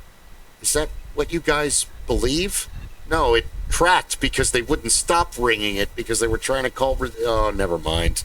You're an Aussie. You don't give a shit. No more than your average American knows who Ned Kelly is beyond Yahoo Serious if they're over a certain age. They don't care. They haven't looked it up. The guy was a legend. He attacked officers in a homemade suit of armor. What was it, like 20 bullets brought him down? They shot him everywhere, and he died. And they still have his armor. Right back. Oh, they still have his armor on. Absolutely, they still have his armor on display. He's it's like the equivalent of like a Bonnie and Clyde or Jesse James. He was the great anti-hero. Which is so Australian. Australia is entirely populated with criminals, and criminals are used to people not trusting them. That's why I clearly cannot trust you.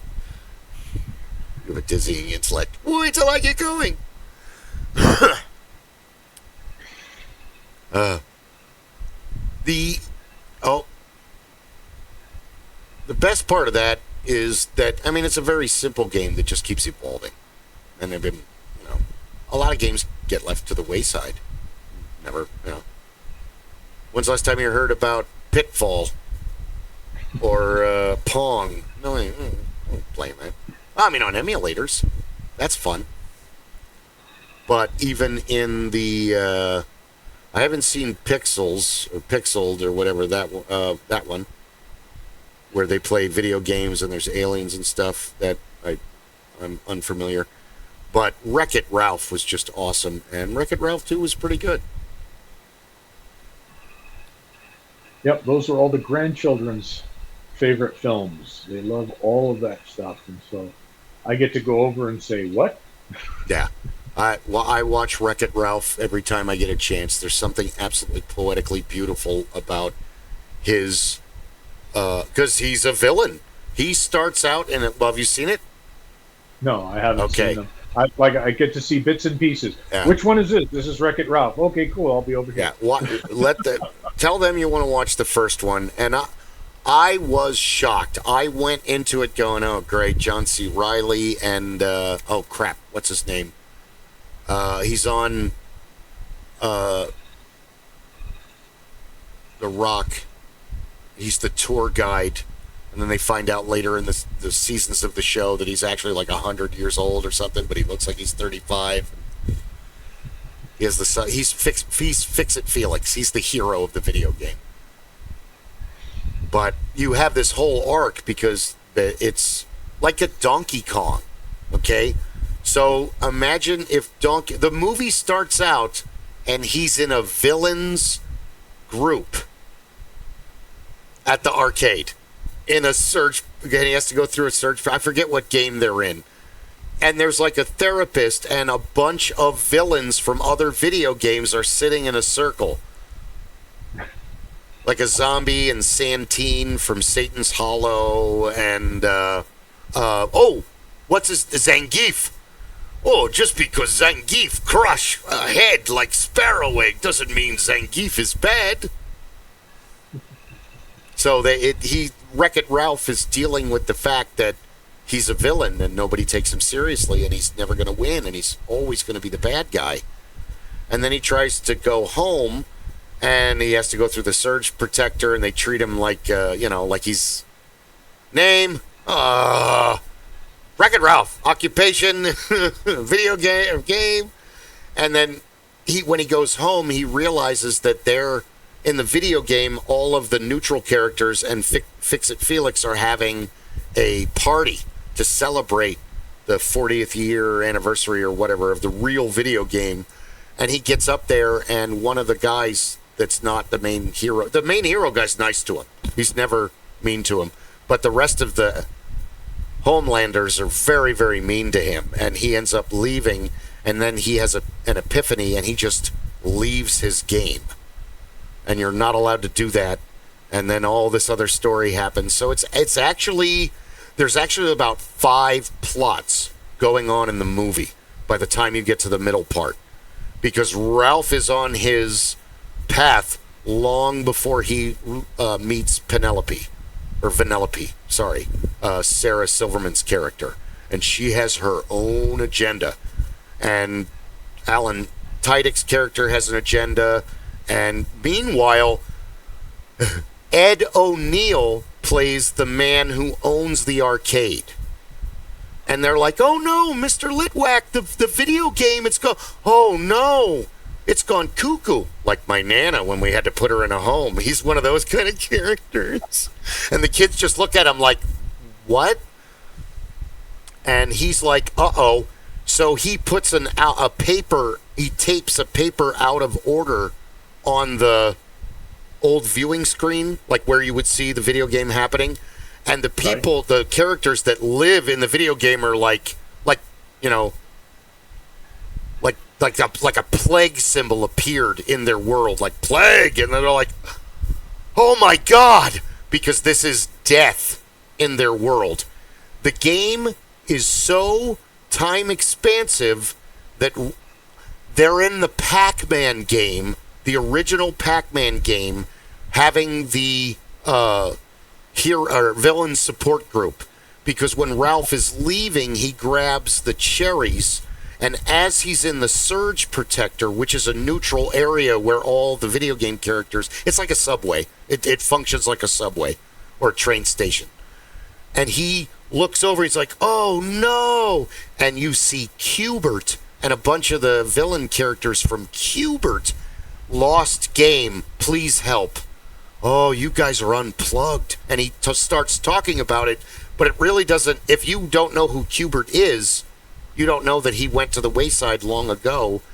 And then they make, we're gonna be like Qbert when he puts the, because that's, you are homeless. Everything's over. You're destroyed.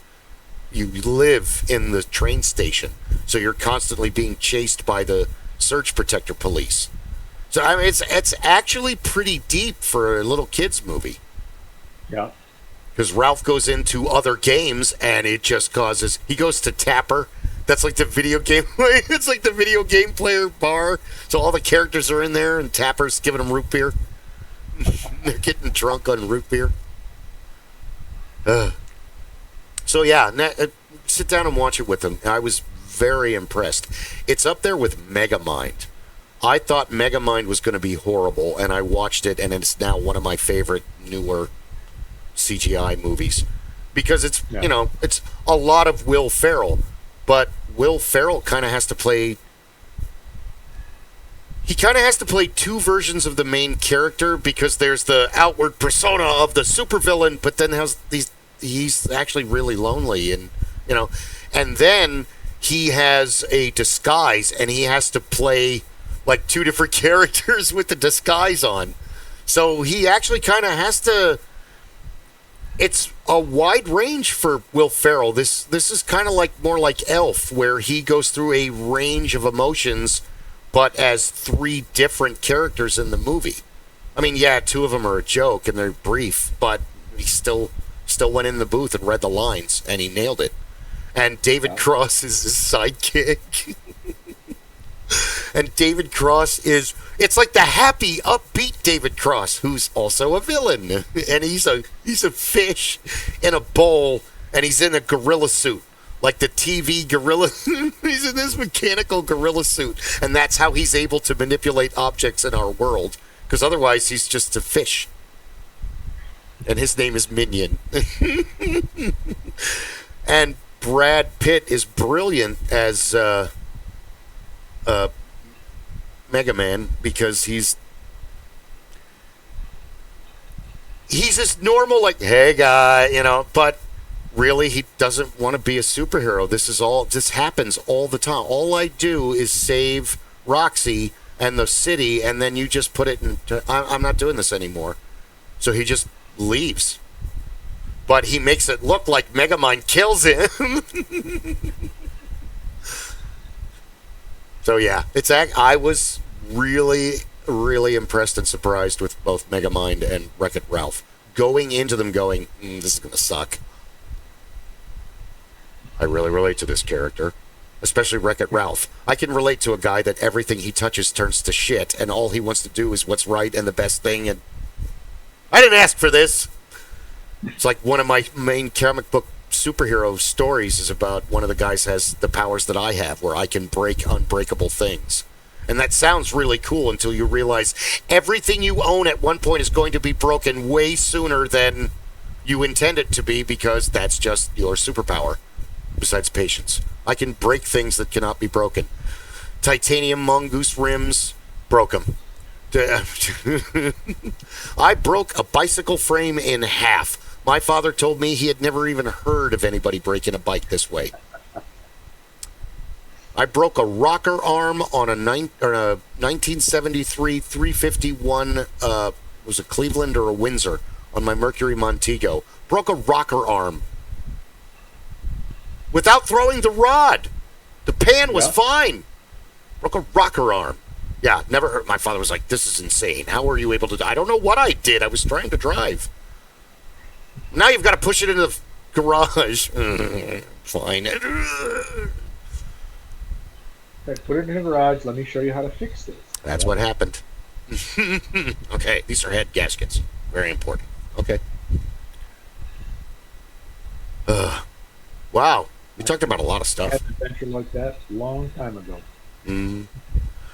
Well, we got the 235 in the backyard. I'm still sanding on it. That citrus shit is amazing. It takes everything off. Everything. Like all that old rust on it, mostly gone. I think I can get the valves freed up because of this stuff. I think I can get the pistons freed up. Meanwhile, I haven't really worked on the Franken truck, the Arsenal, because, well, I've been working and panicking for a couple weeks, so we'll get back to that. Yes, because, well, we've only got a little bit of time left before that shindig starts, and we should do a GoFund for that. Help us make money so we can make money so we can buy another one and do this all over again the next time. Because insanity just keeps repeating itself. Just look at the Joker. And a lot of others. Do you guys have anything to add? You're probably both tired. I'm tired. I've been up since 1 and had 3 pots of coffee today. I'm so tired. Put that coffee down. Make it grandpa strong. I have to eat not a sponsor, but I have old man vitamins now. No longer the fun, chewable ones. You're over 50. You need different vitamins. For what? Am I going to turn into something? I took Flintstone chewables to a Grateful Dead show. Vitamin C. Does that kick in the acid? Oh, okay. I don't know. I've never done acid. I hope you had fun. Yeah, that was an experience. We got some going in. Really mellow. We got some going out.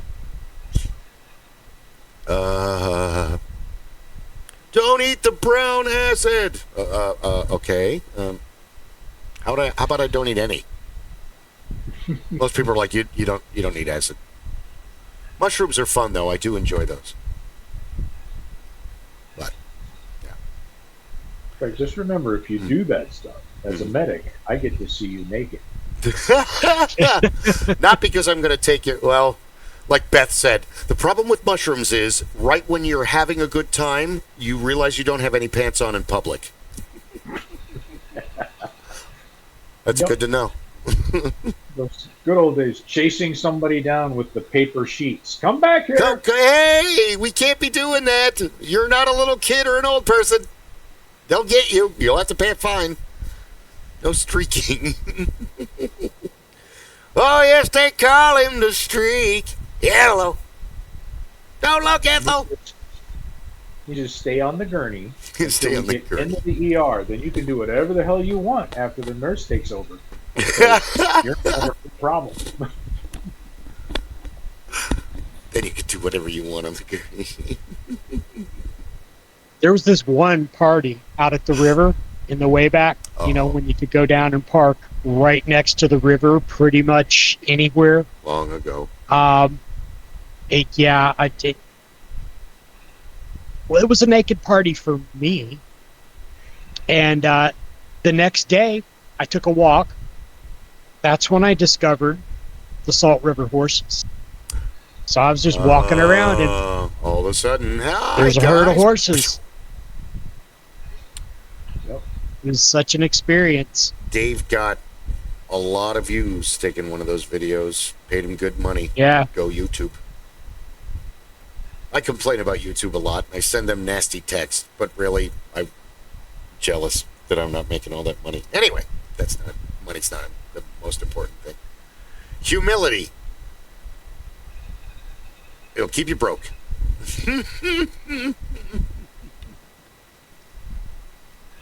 All right, my brothers. I'm going to call it. I get to get up dark 30 again. Yeah.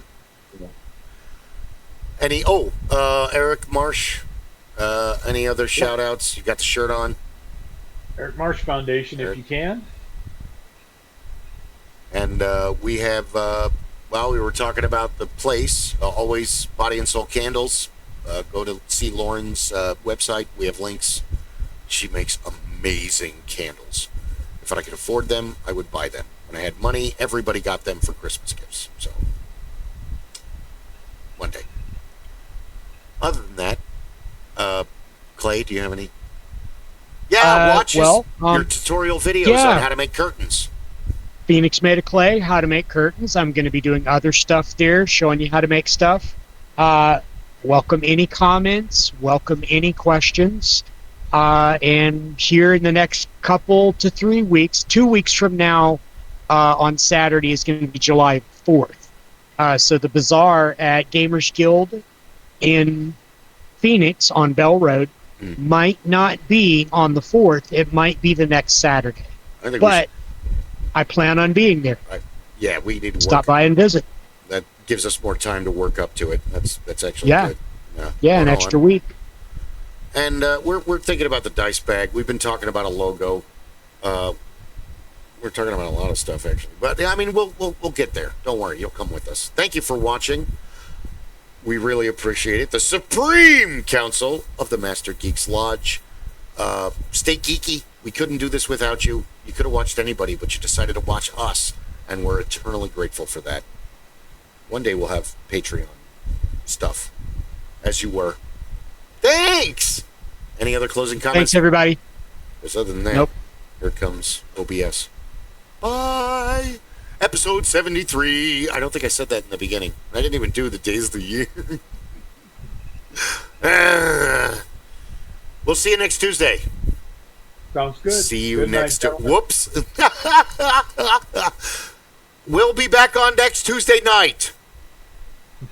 Fucking cunt. Oh, thank you very much for watching.